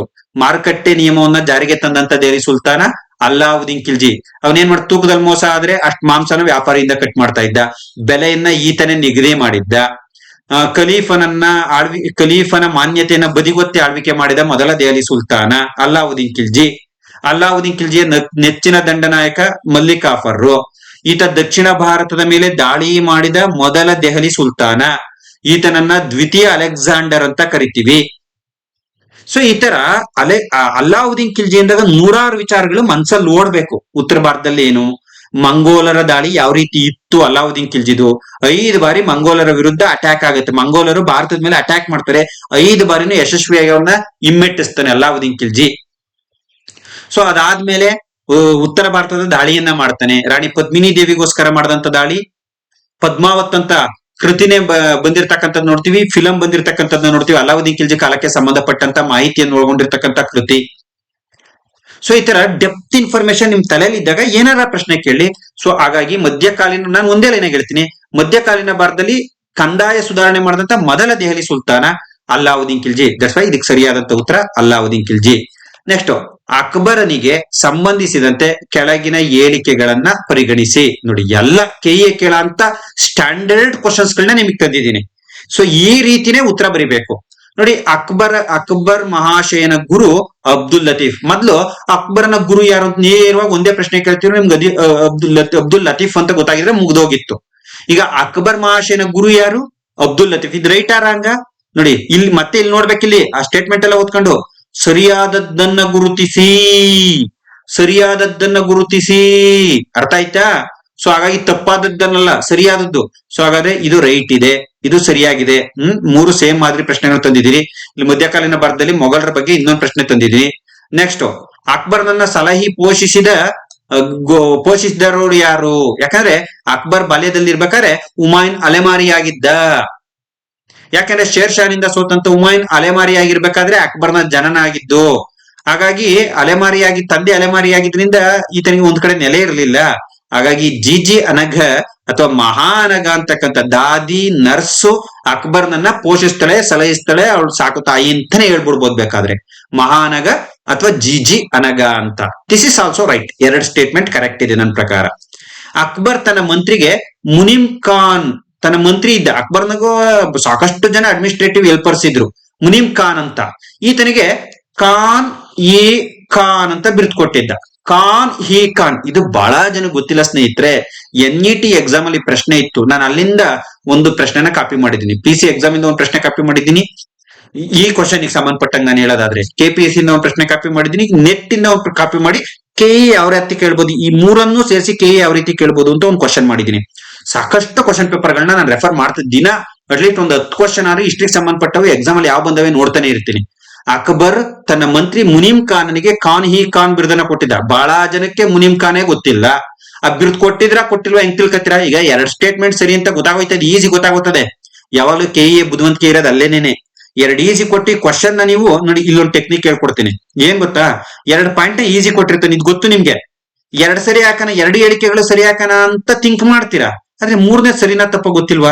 ಮೇಲಿನ ಎಲ್ಲ ಹೇಳಿಕೆ ಸರಿ ಅಂತ ಹಾಕನ, 2 ಹೇಳಿಕೆ ಸರಿ ಅಂತ ಹಾಕನ. ಗೊಂದಲ. ಓಲಿ ಇದನ್ನ ಬರೆಯೋಣ ಅಂತ ಯೋಚನೆ ಮಾಡ್ತೀವಿ. 2 ಹಾಕನ, 3 ಹಾಕನ, B ಹಾಕನ, C ಹಾಕನ ಯೋಚನೆ ಮಾಡ್ತೀವಿ. ಒಂದ್ಸಲಿ ಕೈ ಬೀಗ ಹೋಗುತ್ತೆ 2 ಸರಿ ಅಂತ, 3ನೇದು ಸರಿ ಇರ್ಬೋದಲ್ಲ. ಬಟ್ ನನ್ನ ನಾಲೆಡ್ಜ್ ಅಲ್ಲಿ ಇಲ್ಲ. ಯಾಕಂದ್ರೆ ಸುಮಾರು ಕನ್ನಡ ಟೆಕ್ಸ್ಟ್ ಬುಕ್ ಅಲ್ಲಿ ಇಲ್ಲ ಇದು ಇನ್ಫಾರ್ಮೇಶನ್. ಇದು ನೆಟ್ ಇಂದ ನಾನು ಅಪ್ಡೇಟ್ ಮಾಡಿರೋದು, ನನ್ನ ಬುಕ್ ಅಲ್ಲಿ ಇದೆ. ನೆಟ್ ಕ್ವಶನ್ ಬಂದಿತ್ತು, ಅಲ್ಲಿಂದ ಅಪ್ಡೇಟ್ ಮಾಡಿದ್ದೀನಿ. ಸಿ ಹಾಕಕ್ ಹೋಗ್ತೀರಾ, ಮೋಸ್ಟ್ಲಿ ತಪ್ಪಿರ್ಬೋದು. ಈ ಹೆಸರು ನಾನು ಅಕ್ಬರ್ ಅಲ್ಲಿ ಎಲ್ಲೂ ಓದೇ ಇಲ್ವಲ್ಲ. ಬಿ ಹಾಕನ, ಸಿ ಹಾಕನ, ಬಿಟ್ಟು ಮುಂದಕ್ಕೆ ಹೋಗೋಣ ಅಂದ್ರೆ ಬಿಡಕ್ಕಾಗಲ್ಲ. ಯಾಕಂದ್ರೆ 2 ಗೊತ್ತು. ದೇವ್ರೇ ಕಾಪಾಡಪ್ಪ ಅಂತ ದೇವ್ರ ಮೇಲೆ ಬಾರಾಕಿ ಬಿ ಅಂತ ರೈಟ್ ಹಾಕಿದ್ರೆ 1 ಮಾರ್ಕ್ ಹೋಯ್ತು. ಸಿ ಅಂತ ರೈಟ್ ಹಾಕಿದ್ರೆ 1 ಮಾರ್ಕ್ ಬಂತು. ನಿನ್ನ ಅದೃಷ್ಟ ಚೆನ್ನಾಗಿತ್ತು, ಇದು ಅದೃಷ್ಟ ಆಟ ಆಗ್ಬಿಡ್ತದೆ. ಈ ರೀತಿ ಟೈಮ್ ಕಿಲ್ ಮಾಡ್ತಿರಲ್ಲ, ಟೈಮ್ ಕಿಲ್ ಮಾಡೋದು ಈ ಪ್ರಶ್ನೆ ತಪ್ಪು ಉತ್ತರ ಬರದಂತೆ. ಯಾಕಂದ್ರೆ ಇನ್ನ 90 ಮಿನಿಟ್ಸ್ ಅಲ್ಲಿ ಈ ರೀತಿಯಾದಂತ ಕ್ವಶನ್ ಓದಕ್ಕೆ ನಿಮ್ಗೆ ಸುಮಾರು ಟೈಮ್ ಬೇಕು. ಆದ್ರೆ ಇದನ್ನ ಯೋಚನೆ ಮಾಡಕ್ 5-10 ನಿಮಿಷ ಕಳೆದ್ ಬಿಟ್ರೆ ನೀವು ಸರಿಯಾದ ಉತ್ತರ ಹಾಕೋದಿಲ್ಲಿ. ಸ್ನೇಹಿತರೆ, ಈ ವಿಡಿಯೋದಲ್ಲಿ ನಾನು ಏನ್ ಮಾಡ್ತಾ ಇದ್ದೀನಿ, ಕ್ವಶನ್ ಪೇಪರ್ ಬಿಡಿಸ್ತಾ ಇದ್ದೀನಿ ಅನ್ನೋದಕ್ಕಿಂತ ಹೆಚ್ಚಾಗಿ ಏನು ತಪ್ಪು ಮಾಡಬಹುದು ಅಂತ ಸಲಹೆ ಸೂಚನೆ ಕೊಡ್ತಾ ಇದ್ದೀನಿ, ನನಗೆ ತಿಳಿದಿರ್ತಕ್ಕಂಥದ್ದು. ನಿಮ್ಗೆ ಇಷ್ಟ ಆದ್ರೆ ಸ್ವೀಕರಿಸಿ, ಇಲ್ಲ ವಿಡಿಯೋನ ಬ್ಯಾಕ್ ಹೋಗ್ಬಿಟ್ಟು ನಿಮ್ಗೆ ಯಾವ್ದು ಸರಿ ಅನ್ಸುತ್ತೋ ಅದನ್ನ ನೋಡಿ ಅಥವಾ ಓದ್ಕೊಳ್ಳಿ, ನಿಮಗೆ ಚೆನ್ನಾಗಿ ಗೊತ್ತಿದ್ರೆ. ಇಲ್ಲ ಸರ್, ನಾವು ಬಿಗಿನಿಂಗ್ ಲರ್ನರ್, ಈ ರೀತಿ ಸಜೆಷನ್ ನನಗೆ ಬೇಕು ಅಂತ ನೀವು ಹೇಳಿದ್ರೆ ನಾನು ಖಂಡಿತ ಇದನ್ನ ಕಂಟಿನ್ಯೂ ಮಾಡ್ತೀನಿ. ಸೊ ದೇರ್ ಫಾರ್ ಎಲ್ಲ ಹೇಳಿಕೆಗಳು ಸರಿ. ಯಾಕಂದ್ರೆ ಮುನಿಮ್ ಖಾನ್ ಅಂತ ಮಂತ್ರಿ ಇದ್ದ, ಆತನಿಗೆ ಖಾನಿಹಿ ಖಾನ್ ಅಂತ ಅಕ್ಬರ್ ಬಿರುದನ್ನ ನೀಡಿದ್ದ. That's why all 3 statements are correct. Next, Lord ಮೇಯೋಗೆ ಸಂಬಂಧಿಸಿದಂತೆ ತಪ್ಪಾದ ಹೇಳಿಕೆ. ನೋಡಿ, ಈಗ 2 ಏನ್ಶಿಯಂಟ್ ಅಲ್ಲಿ ಕೇಳಿದೆ ನಾನು, 2 ಮಾಡರ್ನ್ ಅಲ್ಲಿ ಕೇಳಿದೆ, ಸರಿ ಮಿಡವಲ್ ಅಲ್ಲಿ ಕೇಳಿದೆ. ಯಾಕಂದ್ರೆ ಈ ತರ KE exam format 90% 1 mark question ಆ ಕಡೆ ಈ ಕಡೆ ಈ ರೀತಿನೇ ಬರೋದು. ನೋಡಿ, ನಿಮ್ಗೆ ಗವರ್ನರ್ ಜನರಲ್ ಮತ್ತು ವೈಸ್ ರಾಯ್ಸ್ ಈ ಚಾಪ್ಟರ್ ನ ಚೆನ್ನಾಗಿ ಓದ್ಬೇಕು ಕಾಂಪಿಟೇಟಿವ್ ಎಕ್ಸಾಮ್ ಓದೋರು. ಬೇಕಾದ್ರೆ ನೀವು ಗಾಂಧಿ ಯುಗ ಬಿಟ್ರು ನನಗೆ ಬೇಜಾರಿಲ್ಲ, ಆದ್ರೆ ಗವರ್ನರ್ ಜನರಲ್ ವೈಸ್ ರಾಯ್ಸ್ ನ ನೀವು ಓದಿಲ್ಲ ಅಂದ್ರೆ ಮಹಾಪರಾಧ ಮಾಡಿದೀರಾ. ಸುಲಭನಾಗಿ ನೆನಪಿರಲ್ಲ ಇದು. ಗವರ್ನರ್ ಜನರಲ್ ವೈಸ್ ರಾಯ್ ನನಗೆ ನೆನಪಾಗಲ್ಲ. ಒಂದ್ 20 ಸಲ ಓದ್ಬೇಕು, ದಿನಕ್ಕೆ ಒಂದ್ಸಲಿನಾದ್ರೂ ಇದನ್ನ ಓದ್ಬೇಕು. ಯಾಕೆ ಸರ್ ಇದು ಇಷ್ಟೊಂದು ಒತ್ತು ಕೊಟ್ಟು ಹೇಳ್ತಿದ್ದೀರಾ ಅಂದ್ರೆ, ಇಡೀ ಮಾಡರ್ನ್ ಹಿಸ್ಟ್ರಿ ಈ ಚಾಪ್ಟರ್ ಅಲ್ಲಿ ಕವರ್ ಆಗಿರುತ್ತೆ. ಇಡೀ ಮಾಡರ್ನ್ ಹಿಸ್ಟ್ರಿ ಯಾರ್ಯಾರ ಆಳ್ವಿಕೆ ಮಾಡ್ಬೇಕಾದ್ರೆ ಏನೇನಾಯ್ತು ಅಂದ್ರೆ ಅದೇ ನಮ್ಮ ಭಾರತದ ಸ್ವಾತಂತ್ರ್ಯ ಚಳುವಳಿ, ಅದೇ ನಮ್ಮ ಆಧುನಿಕ ಭಾರತದ ಇತಿಹಾಸ. ಹಾಗಾಗಿ ಗವರ್ನರ್ ಜನರಲ್ ವೈಸ್ ರಾಯ್ಸ್ ನ ಕರೆಕ್ಟ್ ಆಗಿ ಓದ್ಕೊಂಡ್ರೆ 70% ಮಾಡರ್ನ್ ಹಿಸ್ಟ್ರಿ ಓದ್ದಂಗೆ. ಸೊ ಇಲ್ಲಿ ಏನಿದೆ ನೋಡಿ, ನಾನು ಇದುವರೆಗೂ ಸರಿ ಸರಿ ಸರಿ ಸರಿ ಅಂತಿದ್ದೆ. ಈಗ ತಪ್ಪಾದ ಹೇಳಿಕೆಯನ್ನ ಗುರುತಿಸಿ. ಇಲ್ಲಿ 4 ಸ್ಟೇಟ್ಮೆಂಟ್ ನಿಮಗೆ ಗೊತ್ತಾಗದೇನ್ ಬೇಕಾಗಿಲ್ಲ. ಒಂದು ಸ್ಟೇಟ್ಮೆಂಟ್ ಯಾವ್ದು ತಪ್ಪಾಗ್ಯದ್ ಗೊತ್ತಾಗ್ಬಿಟ್ರೆ ಸಾಕು. ಈಗ ಇಲ್ಲಿ 4 ನಿಮಗೆ ಗೊತ್ತಾಗಿರೋದ್ ಬೇಕಿಲ್ಲ, ಒಂದು ಸ್ಟೇಟ್ಮೆಂಟ್ ಯಾವ್ದು ತಪ್ಪಾಗಿದೆ ಅಂತ ಗೊತ್ತಾಗ್ಬಿಟ್ರೆ ಸಾಕು ನಿಮ್ಗೆ. ನೋಡಿ, ಹಾಗಾಗಿ ಈಗ ನಾನು ಫಸ್ಟ್ ಪಾಯಿಂಟ್ ನೋಡ್ತೀನಿ. ಇವನು ಕರ್ತವ್ಯ ನಿರ್ವಹಿಸುವಾಗಲೇ ಹತ್ಯೆಯಾದ ಏಕೈಕ ಭಾರತೀಯ ವೈಸ್ರಾಯ್. ಕರ್ತವ್ಯ ನಿರ್ವಹಿಸುವಾಗ್ಲೇನೆ ಇವನು ಇದಕ್ಕೆ ಹೋಗಿರ್ತಾರೆ, ಅಂಡಮಾನ್ ಜೈಲ್ಗೆ ಹೋಗಿರ್ತಾನೆ. ಅಂಡಮಾನ್ ಜೈಲ್ಗೆ ಹೋಗಿ ಹಿಂತಿರ್ಬೇಕಾದ್ರೆ ಶೇರ್ ಹಾಲಿ ಅಂತಕ್ಕಂಥ ಕೈದಿ ಈತನನ್ನ ಕೊಲೆ ಮಾಡ್ತಾನೆ. ಹಾಗಾಗಿ ಕರ್ತವ್ಯ ನಿರ್ವಹಿಸುವಾಗಲೇ ಕೊಲೆಯಾದಂತ ವ್ಯಕ್ತಿ. ಇನ್ ಎಕ್ಸ್ಟ್ರಾ ಡೀಟೈಲ್ ಏನು, ಅಂಡಮಾನ್ ನಲ್ಲಿ ಜೈಲ್ಗೆ ಹೋಗಿ ವಾಪಸ್ ಬರ್ತಕ್ಕಂಥ ಸಂದರ್ಭದಲ್ಲಿ ಈತನನ್ನ ಕೊಂದ ವ್ಯಕ್ತಿ share holy. So that's why, ಯಾಕಂದ್ರೆ ಸರ್ವಿಸ್ ಅಲ್ಲಿ ಇದ್ದಾಗಲೇ ಹತ್ಯೆಯಾದಂತ ಏಕೈಕ ವೈಸ್ರಾಯ್ ಇವನೇ. ಹಾಗಾಗಿ ಇದು ಕರೆಕ್ಟ್. ಶೇರ್ ಹಾಲಿ ಕೊಂದಿದ್ದು ಅಂಡಮಾನ್ ಜೈಲ್ಗೆ ಹೋಗಿ ಹಿಂತಿರುಗ್ಬೇಕಾದ್ರೆ. ಭಾರತೀಯ ರಾಜಕುಮಾರರಿಗೆ ಶಿಕ್ಷಣವನ್ನ ನೀಡ್ಲಿಕ್ಕೆ ಅಜ್ಮೀರ್ ನಲ್ಲಿ ಈತ ಮೇಯೋ ಕಾಲೇಜನ್ನ ಸ್ಥಾಪನೆ ಮಾಡ್ತಾನೆ. So this is also correct. Mayo college ಹೆಸರೇ ಹೇಳುತ್ತಲ್ಲ, ಮೇಯೋ ಕಾಲೇಜು. ಹೌದು, ಪ್ರಿನ್ಸ್ಲಿ ರಾಜಕುಮಾರರಿಗೆ ಅಂದ್ರೆ ನಮ್ಮ ಮೈಸೂರು, ಹೈದರಾಬಾದು ಇವೆಲ್ಲ ಇದ್ವಲ್ಲ, ಕಾಶ್ಮೀರ, ಈ ರೀತಿಯಾದಂತ ರಾಜರ ಮಕ್ಕಳಿಗೆ, ಪುಟ್ಟ ಮಕ್ಕಳಿಗೆ, ರಾಜರ ಮಕ್ಕಳಿಗೆ ಮಾತ್ರ ಎಜುಕೇಶನ್ ಕೊಡ್ಲಿಕ್ಕೆ ಮೇಯೋ ಕಾಲೇಜನ್ನ ಸ್ಥಾಪನೆ ಮಾಡ್ತಾನೆ, ಬಿಕಾಸ್ ಆಫ್ ರಾಜಕುಮಾರರನ್ನ ಓಲೈಸುವುದು. ಸೊ ಇದು ಸರಿ. ಎರಡನೇದು ಸರಿ, 1870ರಲ್ಲಿ ಆರ್ಥಿಕ ವಿಕೇಂದ್ರೀಕರಣ ನೀತಿಯನ್ನ ಜಾರಿಗೆ ತಂಬುತ್ತಾನೆ. This is also right. ಯಾಕಂದ್ರೆ ಆರ್ಥಿಕ ಡಿಸೆಂಟ್ರಲೈಸೇಷನ್ ಅನ್ನ ಸ್ಟಾರ್ಟ್ ಮಾಡಿದಂತೆ ಈತ ನೋಡಿ, ಕೃಷಿ, ವಾಣಿಜ್ಯ ಮತ್ತು ಅಂಕಿ ಸಂಖ್ಯೆಗಳ ಇಲಾಖೆಯನ್ನ ಸ್ಥಾಪನೆ ಮಾಡಿದ್ದೀವನೇನೆ. ಕೃಷಿ, ವಾಣಿಜ್ಯ, ಅಂಕಿ ಸಂಖ್ಯೆಗಳನ್ನ ಇಲಾಖೆಯನ್ನ ಸ್ಥಾಪನೆ ಮಾಡ್ತಾನೆ. ಆಕ್ಚುಲಿ ಈತ 1869ರಿಂದ 1872ರವರೆಗೂ ಆಳ್ವಿಕೆ ಮಾಡ್ತಾನೆ. 1869ರಿಂದ 1872ರವರೆಗೂ ಆಳ್ವಿಕೆ ಮಾಡ್ತಾನೆ. ಅಡಿಷನಲ್ ಪಾಯಿಂಟ್ ಏನು ಅಂದ್ರೆ, ವಿಕ್ಟೋರಿಯಾ ರಾಣಿಯ ಎರಡನೇ ಮಗ ಎಡಿನ್ ಬರೋ ಈ ಕಾಲದಲ್ಲಿ ಬಂದಿರತಕ್ಕಂಥದ್ದನ್ನ ನೋಡ್ತೀವಿ. ವಿಕ್ಟೋರಿಯಾ ರಾಣಿಯ ಎರಡನೇ ಮಗ ಎಡಿನ್ ಬರೋ ಈ ಕಾಲದಲ್ಲಿ ಬಂದಿರತಕ್ಕಂಥದ್ದನ್ನ ನಾವು ನೋಡ್ತಾ ಹೋಗ್ತೀವಿ. ಸೊ ಹಾಗಾಗಿ ಇಲ್ಲಿ ಬಹಳ ಮುಖ್ಯವಾಗಿರ್ತಕ್ಕಂಥದ್ದು ಏನಪ್ಪಾ ಅಂದ್ರೆ, ಸೊ ಇಲ್ಲಿ ಬಹಳ ಮೇಜರ್ ಆಗಿರ್ತಕ್ಕಂಥ ವಿಚಾರ ಏನು ಅಂದ್ರೆ, ಈತನ ಆಳ್ವಿಕೆಯ ಕಾಲದಲ್ಲಿ ವಹಾಬಿ ಮುಸ್ಲಿಮರು ದಂಗೆ ಎದ್ದರು ಅಂತಕ್ಕಂಥ ಮಾಹಿತಿ ತಪ್ಪಾಗಿದೆ. ಯಾಕಂದ್ರೆ ಇರೋ 4 ಸ್ಟೇಟ್ಮೆಂಟ್ ಅಲ್ಲಿ ನನಗೆ ಆಲ್ರೆಡಿ 3 ಸ್ಟೇಟ್ಮೆಂಟ್ ಕರೆಕ್ಟ್ ಆಗಿ ಅದೇ ಅಂತ ನಾನು ಹೇಳಿದ್ಮೇಲೆ, ಅಂದ್ರೆ ತಪ್ಪಾಗಿರೋ ಸ್ಟೇಟ್ಮೆಂಟ್ ಯಾವ್ದು ಹೇಳ್ರಿ? ವಹಾಬಿ ಮುಸ್ಲಿಮರು ದಂಗೆ ಎದ್ದರು ಅನ್ನೋ ಸ್ಟೇಟ್ಮೆಂಟ್ ತಪ್ಪಾಗಿರ್ತಕ್ಕಂಥದ್ದನ್ನ ನಾವು ನೋಡ್ತೀವಿ. ಸೊ ಹಾಗಾಗಿ ಇಲ್ಲಿ ಬಹಳ ಮುಖ್ಯವಾಗಿರ್ತಕ್ಕಂಥ ವಿಚಾರ, ಇದಕ್ಕೆ ಸರಿಯಾದಂತ ಉತ್ತರ ಸೊ ಯಾವುದು? ಈತನ ಆಳ್ವಿಕೆಯಲ್ಲಿ ವಹಾಬಿ ಮುಸ್ಲಿಮರು ದಂಗೆ ಎದ್ದಿದ್ದು, ಇದನ್ನ ಹತ್ತಿಕ್ಕದ ಅನ್ನೋ ಮಾಹಿತಿ ತಪ್ಪಾಗಿದೆ. ಸೊ 1 ಸರಿ, 2 ಸರಿ, 3 ಸರಿ. ಯಾಕೆ ಇದಕ್ಕೆ ಇಲ್ಲಿ ಡಿನೇ ಬರಿತಾ ಇದೀವಿ ಅಂದ್ರೆ, ಇಲ್ಲಿ ತಪ್ಪಾದ ಹೇಳಿಕೆ ಕೇಳಿದರೆ. This is KA exam pattern. ಇದು ಮಾಡರ್ನ್ ಹಿಸ್ಟ್ರಿಗೆ. ಕೆಳಗಿನವುಗಳಲ್ಲಿ ಕಾಲಾನುಕ್ರಮದಲ್ಲಿ ಬರೀರಿ. ಒಂದಂತೂ ಗ್ಯಾರಂಟಿ ಇರುತ್ತೆ, ಕಾಲಾನುಕ್ರಮ.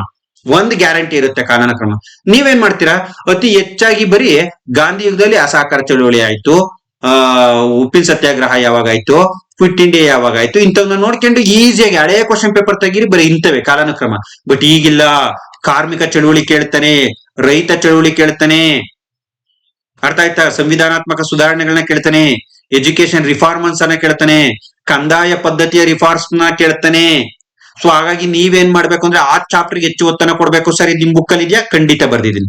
ಸ್ಪರ್ಧಾ ಇತಿಹಾಸ ಪುಸ್ತಕದಲ್ಲಿ ಎಲ್ಲ ಚಿಕ್ಕ ಚಿಕ್ಕ ಅಂಶಗಳನ್ನ ನಾನು ಕವರ್ ಮಾಡಿ ಮ್ಯಾಕ್ಸಿಮಮ್ ನನ್ನ ಕೈಲಾಗಿದ್ದ ಮಾಡಿದ್ದೀನಿ. ಇನ್ನೂ ಏನಾರ ಡೆಪ್ತ್ ಆಗ್ಬೇಕು, ಇನ್ನೂ ಎಲ್ಲಾರ ಮಾಹಿತಿ ಬೇಕಾಗಿತ್ತು ಅಂದ್ರೆ ಕಮೆಂಟ್ ಮಾಡಿ, ನೆಕ್ಸ್ಟ್ ಎಡಿಷನ್ಗೆ ಅಪ್ಡೇಟ್ ಮಾಡೋಣ. ಯಾಕಂದ್ರೆ ನಿಂತಾನೆ ಇರಲ್ಲ. ನಂದು 1ನೇ ಎಡಿಷನ್ಗೂ 8ನೇ ಎಡಿಷನ್ಗೂ ಲಾಟ್ ಆಫ್ ಡಿಫ್ರೆನ್ಸ್. 2 ಬುಕ್ಗೆ ಆಗೋಷ್ಟು ಹೆಚ್ಚು ಕಂಟೆಂಟ್ ಬರ್ದಿದ್ದೀನಿ.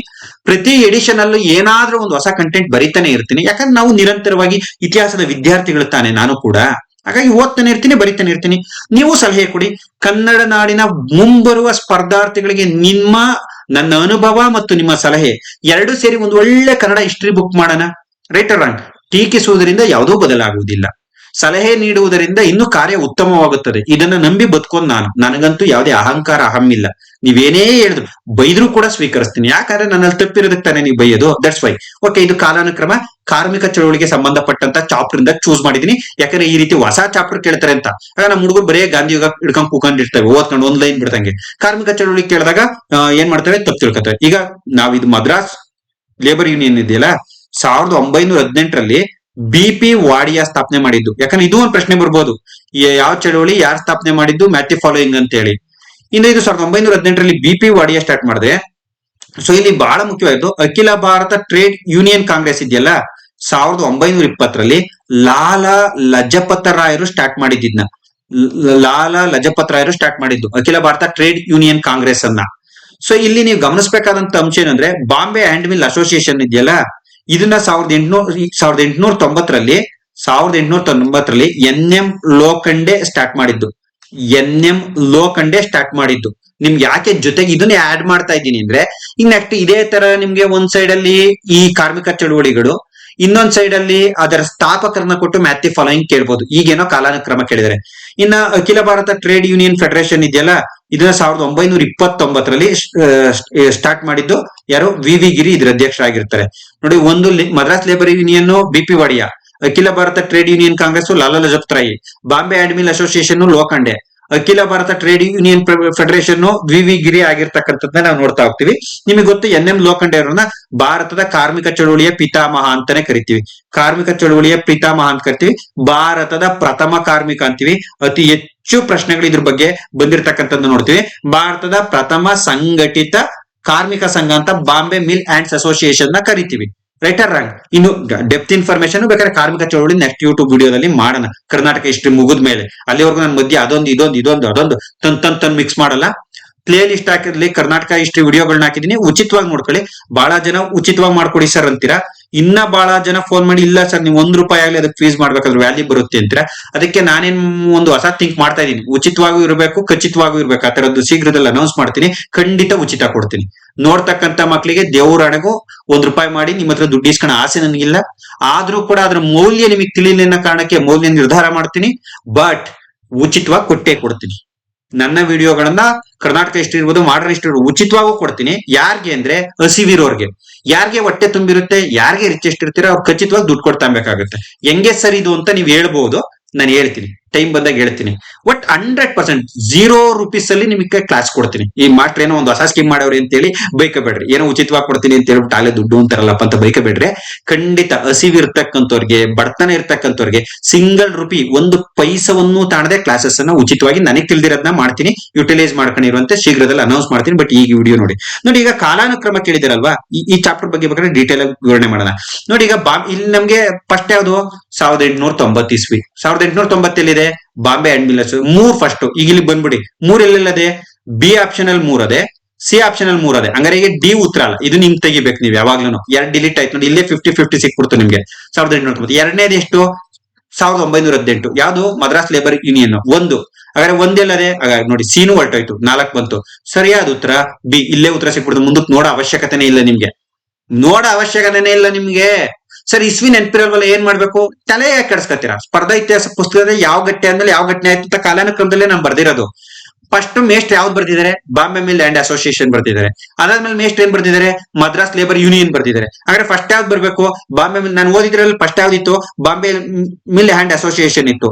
ಸೊ ಹಾಗಾಗಿ ಇದು ಈ ತರ ಇಸ್ವಿ ಗೊತ್ತಿಲ್ದಾಗ್ಲೂ ಕೂಡ ಈ ತರ ಆನ್ಸರ್ ಮಾಡ್ಬೋದು, ಸಿಸ್ಟಮೆಟಿಕ್ ಆಗಿ ನೀನ್ ಓದಿದ್ರೆ. ಸೊ ಈಗ 3, 1, 2, 4 ಉತ್ತರ ಸರಿನಾ ನೋಡ್ರಿ. 3 1890, 1 1918, 2 1920, 4 1929. So Bombay mill and association, Madras labour union, ಅಖಿಲ ಭಾರತ ಟ್ರೇಡ್ ಯೂನಿಯನ್ ಕಾಂಗ್ರೆಸ್, ಅಖಿಲ ಭಾರತ ಟ್ರೇಡ್ ಯೂನಿಯನ್ ಫೆಡರೇಷನ್. ಈ ತರ ಕ್ವಶನ್ಸ್ ಕೊಟ್ರೆ ಈಸಿಯಾಗಿ ಬಿಡಿಸ್ಬಿಡ್ಬೋದು, ಸ್ವಲ್ಪ ನಾಲೆಡ್ಜ್ ಇದ್ರು.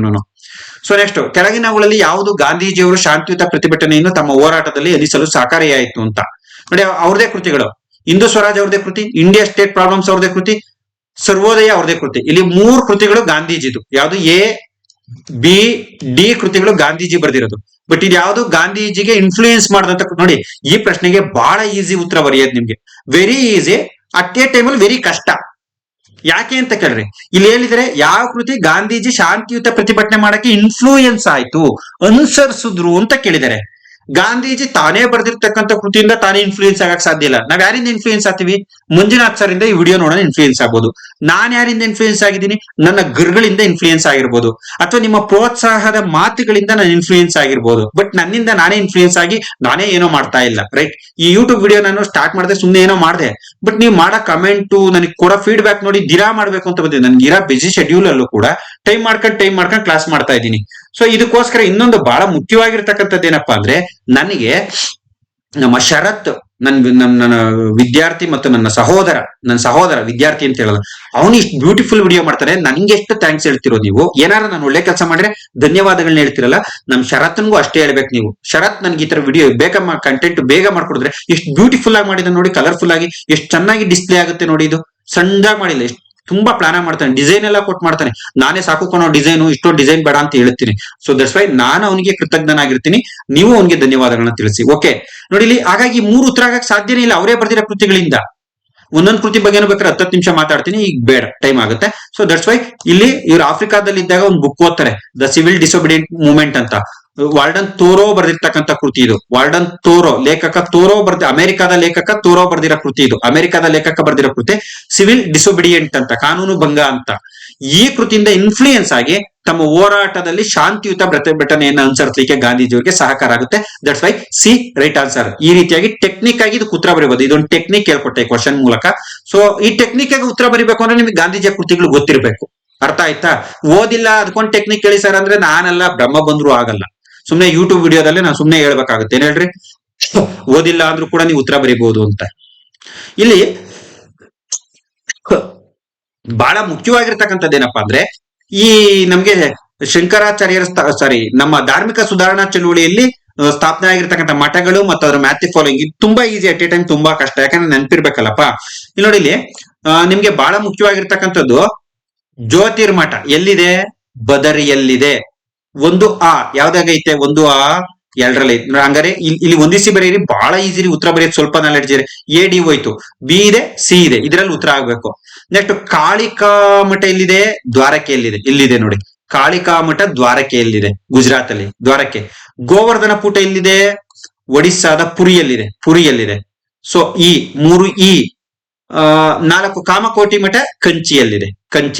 There for right answer is B. ಈ ತರ ಇನ್ನೇನ್ ನಮ್ಗೆ ಗೊತ್ತು, ಶೃಂಗೇರಿ ಶಾರದಾ ಪೀಠ ನಮ್ ಕರ್ನಾಟಕದಲ್ಲಿದೆ. ಶೃಂಗೇರಿ ಇರೋದು ಶಾರದಾ ಪೀಠ ಕರ್ನಾಟಕದಲ್ಲಿದೆ. ಇಲ್ಲೆಲ್ಲೂ ಶಾರದಾ ಪೀಠ ಇಲ್ಲದೆ ಇರೋದ್ರಿಂದ ನಮ್ಗೆ ಇದು ಉತ್ತರನೇ ಆಗಲ್ಲ. ಈ ತರ ಮ್ಯಾಥಿ ಫಾಲೋಯಿಂಗ್ ಅಲ್ಲಿ ಏನ್ ಮಾಡ್ತಾನೆ, 5 option ಇಡ್ತಾನೆ.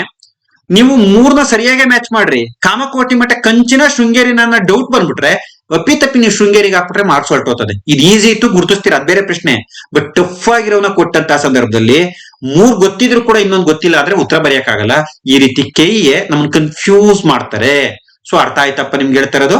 So that's why next ನೋಡಿ, ಈ ತರ ಹೇಳಿಕೆಗಳ ರೂಪದಲ್ಲಿ ಪ್ರಶ್ನೆಗಳು ಬರ್ತವೆ.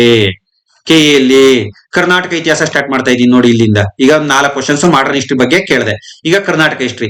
ಶಾತವಾಹನರ ಆಡಳಿತದಲ್ಲಿ ಹಿರಿಯ ಮಗನನ್ನ ಯುವರಾಜ ಎಂದು ನೇಮಿಸುತ್ತಿದ್ದರು. ಉಳಿದ ಪುತ್ರರನ್ನ ಪ್ರಾಂತ್ಯಗಳ ಗವರ್ನರ್ ಆಗಿ ನೇಮಿಸಿ ಕುಮಾರರು ಎನ್ನುತ್ತಿದ್ದರು. ಅಡ್ಮಿನಿಸ್ಟ್ರೇಷನ್ ಬಗ್ಗೆ ಪ್ರಶ್ನೆ ಕೇಳಿದರೆ ಶಾತವಾಹನರು. ನಾನು ಹೇಳ್ತಾ ಇದ್ದೀನಿ, ಇತ್ತೀಚೆಗೆ ರಾಜರುಗಳ ಬಗ್ಗೆ ಪ್ರಶ್ನೆ ಕೇಳೋದಕ್ಕಿಂತ ಹೆಚ್ಚಾಗಿ ಏನು ನಾವು ಇತರೆ ಅಂಶಗಳು ಅಂತ ಗೊತ್ತಿಲ್ಲ, administration, cultural activities, art and culture, ಅದ್ರ ಮೇಲೆ ಪ್ರಶ್ನೆಗಳು ಬರ್ತವೆ. ನಾನು ಶಾತವಾಹನರು ವಿಡಿಯೋ ಮಾಡಿದೀನಿ, ಬೇಕಾದ್ರೆ ಹೋಗಿ ನೋಡಿ ನೀವು, ಕರ್ನಾಟಕ ಹಿಸ್ಟ್ರಿಗೆ ಸಂಬಂಧಪಟ್ಟಂತೆ. ನೇರವಾಗಿ ಅಲ್ಲಿ ಏನ್ ಕೇಳ್ತಾನೆ ಪ್ರಶ್ನೆನ, ಅಲ್ಲಿ ಇಡೀ ಇಂಡಿಯಾದ ಆಡಳಿತದ ಬಗ್ಗೆ 2 ಲೈನ್ ಅಲ್ಲಿ ಫಸ್ಟ್ ವಿವರಣೆ ಕೊಟ್ಟಿದ್ದೀನಿ. ಅದ್ ಯಾವುದೇ ಡೈನೆಸ್ಟಿ ಇರ್ಬೋದ್ರಿ ಕರ್ನಾಟಕದಲ್ಲಿ ಅಥವಾ ಇಂಡಿಯಾದಲ್ಲಿ, ಏನ್ಷಿಯಂಟ್ ಇಂಡಿಯಾದಲ್ಲಿ, ವಿಶೇಷವಾಗಿ ಪ್ರಾಚೀನ ಭಾರತ ಅಥವಾ ಪ್ರಾಚೀನ ಕರ್ನಾಟಕದಲ್ಲಿ ಶಾತವಾಹನರಲ್ಲ, ಅದು ಮೌರ್ಯರಾದ್ರೂ ಅಷ್ಟೇ, ಕದಂಬರಾದ್ರೂ ಅಷ್ಟೇ, ಆಡಳಿತದಲ್ಲಿ ಹಿರಿಯ ಮಗನೇ ಯುವರಾಜ. ಇವತ್ತಿಗೂ ಕೂಡ ನಮ್ಮ ಸಂಪ್ರದಾಯದಲ್ಲಿ ನಮ್ಮ ಮನೇಲಿ ದೊಡ್ಡ ಮಗನ್ಗಿರೋ ಸ್ಥಾನ, ಜವಾಬ್ದಾರಿತ ಸ್ಥಾನ ಬೇರೆ ಮಕ್ಳಿಗಿರಲ್ಲ. ಯಾಕಂದ್ರೆ ದೊಡ್ಡ ಮಗ ಅಂದ್ರೆ ಜವಾಬ್ದಾರಿ ಬರೋದು ಅಂತ ನಾವು ಆ ಫೀಲಲ್ಲೇ ಬದುಕ್ತೀವಿ ನಮ್ಮ ಹಿಂದೂ ಧರ್ಮದಲ್ಲಿ. ಸೊ ಹಾಗಾಗಿ ಹಿರಿಯ ಮಗನಿಗೆ ಯುವರಾಜ ಪಟ್ಟ ಕೊಡ್ತಾ ಇದ್ರು, ಅಂದ್ರೆ ಫ್ಯೂಚರ್ ರಾಜ. ಉಳಿದ ಪುತ್ರರಿಗೆ ಪ್ರಾಂತ್ಯಗಳಿಗೆ ಗವರ್ನರ್ ಆಗಿ ನೇಮಿಸಿ ಅವ್ರನ್ನ ಕುಮಾರರು ಅಂತ ಕರಿತಾ ಇದ್ರು. This is correct. ಒಂದು ಹೇಳಿಕೆ ಸರಿ.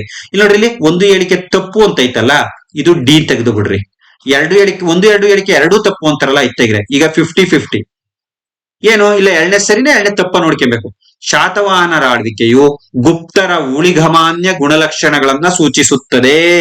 ಯಾಕಂದ್ರೆ ಗುಪ್ತರು ಸುದೀರ್ಘವಾಗಿ ಭಾರತವನ್ನ ಆಳಿದವರು. ಅವರ ಆಳ್ವಿಕೆಯ ಎಫೆಕ್ಟ್ ಸಮಕಾಲೀನ ಎಲ್ಲ ರಾಜಮನೆತನಗಳಲ್ಲೂ ಕೂಡ ಕಾಣಬಹುದಾಗಿತ್ತು. That's why second statement correct. 1-2 ಹೇಳಿಕೆ ಸರಿ. ಯಾಕಂದ್ರೆ ಒಂದು 50-50 ಅಟ್ ಲೀಸ್ಟ್ ಒಂದು 5 ಕ್ವಶನ್ 50-50 ಹಾಕಿದ್ರೆ ಎರಡಾದ್ರೂ ರೈಟ್ ಆಗಲ್ವಾ? ನೀವೇ ಕಾಲ್ ಮಾರ್ಕ್ಸ್ ನೆಗೆಟಿವ್ 3/4 ಮಾರ್ಕ್ಸ್ ಹೋದ್ರು ಇನ್ನು 1/4 ಮಾರ್ಕ್ಸ್ ಗ್ರೇಸ್ ಸಿಗುತ್ತೆ ನಿಮ್ಗೆ 50-50 ಹುಡುಕಿದಾಗ. ಸೊ ಹಾಗಾಗಿ ಶಾತವಾಹನ ಏನು ಗೊತ್ತಿಲ್ಲದನ್ನ ಟಚ್ ಮಾಡಬೇಡ್ರಿ. 50-50 ಇರೋನ ಅಟೆಂಡ್ ಮಾಡ್ರಿ. ದುರಾದೃಷ್ಟ ಇದ್ದ 5 ತಪ್ಪಾದ್ರೆ ನಮ್ಮ ಮನೆ ಬರ ಏನು ಮಾಡಕ್ಕಾಗಲ್ಲ ಲೈಫ್ ಹಂಗೆ. ಅದೃಷ್ಟ ಇದ್ದ 5 ರೈಟ್ ಆಗ್ಬೋದು. ಇಲ್ಲ ಅಟ್ಲೀಸ್ಟ್ ಒಂದು 2 ರೈಟ್ 3 ತಪ್ಪಾದ್ರೂ ಕೂಡ ನಿಮ್ಗೆ 1-1 ಮಾರ್ಕ್ಸ್ ಉಳಿಯುತ್ತೆ. ದಟ್ಸ್ ವೈ 50-50 ಆನ್ಸರ್ಗಳನ್ನ ಯಾವ ಕಾರಣಕ್ಕೂ ಬಿಡ್ಬೇಡ್ರಿ.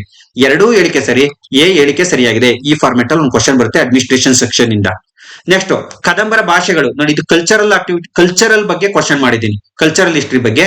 ಸೊ ನಿಮ್ಗೆ ಇಲ್ಲಿ ಕನ್ನಡ ಇದೆ. ನಾವು ಕನ್ನಡದ ಮೊದಲ ರಾಜಮನೆತನ ಅಂತ ಕರಿತೀವಿ, ಕನ್ನಡದ ಮೊದಲ ರಾಜಮನೆತನ ಅಂತ. ಹಂಗಾಗಿ ನಮ್ಮ ಹುಡುಗರು ಏನ್ ಮಾಡ್ತಾರೆ, ಟಕಾರ ಅಂತ ಕನ್ನಡ ಸರಿಯಾಗಿದೆ ಅಂತ ಬರೀತಾರೆ. ಕರ್ನಾಟಕದ ಕನ್ನಡದ ಮೊದಲ ರಾಜಮನೆತನವೇ ಇರ್ಬೋದು. ಕನ್ನಡಕ್ಕೆ ಆಡಳಿತದಲ್ಲಿ ಸ್ಥಾನವನ್ನ ಕೊಟ್ಟಿದ್ರು ಕೂಡ, ಯಾಕಂದ್ರೆ ಅಲ್ಮಿಡಿ ಶಾಸನ ಸಿಕ್ಕಿರೋದನ್ನ ನೋಡಿದೀವಿ, ತಾಳಗುಂದ ಶಾಸನದಲ್ಲಿ ಕನ್ನಡದ ಪದಗಳನ್ನ ನೋಡಿದೀವಿ. ಆದರೆ ಕನ್ನಡ ಆಡಳಿತ ಭಾಷೆಯಾಗಿರ್ಲಿಲ್ಲ. This is wrong. ಸಂಸ್ಕೃತ ಆಗಿತ್ತು. ಸಂಸ್ಕೃತ ಒಂದೇ ಅಲ್ಲ, ಇವ್ರ ಮೇನ್ ಆಡಳಿತ ಭಾಷೆ ಶಾತವಾಹನರ ನಂತರ ಇವ್ರ ಅಧಿಕಾರಕ್ಕೆ ಬಂದಿದ್ರಿಂದ ಅವ್ರ ಇನ್ಫ್ಲೂಯೆನ್ಸ್ ಇತ್ತು. ಹಾಗಾದ್ರೆ ಸರ್ ಕನ್ನಡ ಸಂಸ್ಕೃತ ಇರ್ಬೋದು ಅಂತೀರಾ? ಅಲ್ಲ, ಸಂಸ್ಕೃತ ಮತ್ತು ಪ್ರಾಕೃತ. ಶಾತವಾಹನರ ನಂತರ ಆಳ್ವಿಕೆ ಮಾಡಿದ್ದು ಶಾತವಾಹನರ ಆಡಳಿತ ಭಾಷೆ ಪ್ರಾಕೃತ. ಇವ್ರಿಗೆ ಇನ್ಫ್ಲೂಯೆನ್ಸ್ ಕಂಟಿನ್ಯೂ ಆಗಿತ್ತು, ಜೊತೆಗೆ ಸಂಸ್ಕೃತ ಬೆಳೀತಾ ಇತ್ತು. ಹಾಗಾಗಿ ಸರಿಯಾದಂತ ಉತ್ತರ ಸಂಸ್ಕೃತ ಮತ್ತು ಪ್ರಾಕೃತ. ಸಡನ್ ಆಗಿ ಅಲ್ಮಿಡಿ ಶಾಸನ ಓದಿ ಓದಿ ಓದಿ ಓದಿ ಓದಿ ನಾಲೆಡ್ಜ್ ಇರ್ತಕ್ಕಂಥ ಹುಡುಗರು ಕನ್ನಡ ಬರೀತಾರೆ ಕನ್ಫ್ಯೂಸ್ ಮಾಡ್ಕೊಂಡು. ಇದೊಂದು ಟೆಕ್ನಿಕ್ ನಿಮ್ಗೆ ನೆನಪಿರ್ಲಿ. ನೀವು ಹೊಂದ್ಕೊಂಡಿದ್ ಸರಿಯಲ್ಲ, ಸರಿಯಾದ ಉತ್ತರ ಸರಿ ಅಷ್ಟೇನೇನೆ. ಓಕೆ, ನೆಕ್ಸ್ಟ್ ನೋಡಿ 731ರಲ್ಲಿ ಎರಡನೇ ವಿಳಿಂದೈ ಕದನ ಯಾರ್ಯಾರಿಗ್ ನಡೀತು? ನಮ್ಮ ಹುಡುಗರು ಇಷ್ಟು ಸೂಕ್ಷ್ಮವಾಗಿ ಓದಕ್ಕೆ ಕಷ್ಟ ಸಾಧ್ಯ. ಎಲ್ಲರಿಗೂ ಹೇಳ್ತಾ ಇಲ್ಲ ನಾನು. ಒಂದ್ 10% ಓದ್ತೀರಾ, 10% ಅಪಾಯಿಂಟ್ ಆಗೋದು. 90% ಹುಡುಗರು ಬುಕ್ ಎತ್ಕೊಂಡ್ರ ಸೀದಾ ಯಾರು ಪಟ್ನೆ ಚಾಪ್ಟರ್ ಶಾತವಾಹನರು, ಶಾತಕರ್ಣಿ, ಕದಂಬರು, ಮಯೂರ ವರ್ಮ, ಕಾಕುತ್ಸ ವರ್ಮ, ಗಂಗರು ಯಾರು ದುರ್ವಿನೀತ, ಮುಗೀತು. ಮುಂದ್ ಕ್ವಾಲ್ಟ್ರ ಅಣ್ಣವ್ರ ಆಲೆ ಎರಡನೇ ಸರಿ ಯಾರು ನಮ್ಮ ಚಾವುಂಡ್ರಾಯನ್ ಓದ್ಕೊಂಡ್ರು, 3ನೇ ಚಾಪ್ಟರ್ ಹೊಲ್ಟ್ರು. ಹಿಂಗಾದ್ರೆ ಇವತ್ತು ಅಪಾಯಿಂಟ್ ಆಗಲ್ಲ. ಲೈನ್ ಟು ಲೈನ್ ಒಂದ್ 600 ಪೇಜಲ್ಲಿ ಒಂದು ಬುಕ್ ಒಂದು 570-600 ಪೇಜಲ್ಲಿ ಒಂದು ಬುಕ್ ತಂದಿದ್ದೀನಿ. ನಮ್ ಇತಿಹಾಸನೇ ಬರ್ರಿ, ಲೈಬ್ರರಿನೇ ಇದೆ. ಇತಿಹಾಸನೇ ಲೈಬ್ರರಿ. ಒಂದ್ ಬುಕ್ ಕೇಳಲ್ಲ ನಾನು. ಲೈಬ್ರರಿ ನಾನ್ ಕಲ್ತಿರೋದೇ 1% ಅಷ್ಟೇನೇನೆ. ಇನ್ನು 99% ಕಲಿಬೇಕು. ಅದಕ್ಕೆ ಹುಡುಗರು ಹೇಳ್ತಿರ್ತಾರೆ ಏನೆಲ್ಲ ಬರ್ತಾವ ಇಲ್ಲೇ ಬರ್ತಾವ ಅಂತ. ಅಣ್ಣ ನಾನ್ ಕಲ್ತಿರೋದೇ 1% ಅಂದ್ಮೇಲೆ ನಾನು 100% ಹೆಂಗೋ ಕೊಡಕ್ಕಾಗುತ್ತೆ? ಇನ್ನು 99% ಇತಿಹಾಸದಲ್ಲಿ ನಾನು ಕಲಿಬೇಕು. 100% ಕಲ್ತಿರ್ತಕ್ಕಂಥ ಪುಣ್ಯಾತ್ಮ ಯಾರು ಇಲ್ಲ. ಇತಿಹಾಸನ ಯಾರು ಇಲ್ಲ ಈ ಭೂಮಿ ಮೇಲೆ. ಸೊ ಹಾಗಾಗಿ ಇತಿಹಾಸ ವಿಚಾರ ತುಂಬಾ ಡೆಪ್ತ್ ಇರುತ್ತೆ. ಅಟ್ಲೀಸ್ಟ್ ಅದನ್ನೊಂದು 600 ಪೇಜಲ್ಲಿ ತಂದಿದ್ದೀನಿ. ಅದನ್ನೂ ನೀವು ಓದ್ಲಿಲ್ಲ ಅಂದ್ರೆ ತುಂಬಾ ಕಷ್ಟ ಇದೆ. ಓದ್ಬೇಕು, ಲೈನ್ ಟು ಲೈನ್ ಓದ್ಬೇಕು. ನನ್ಗೆ ವೇಸ್ಟ್ ಪದನೇ ಬರ್ದಿಲ್ಲ ಬಿಡ್ರಿ. ವೇಸ್ಟ್ ಲೈನ್ ಅಲ್ಲ.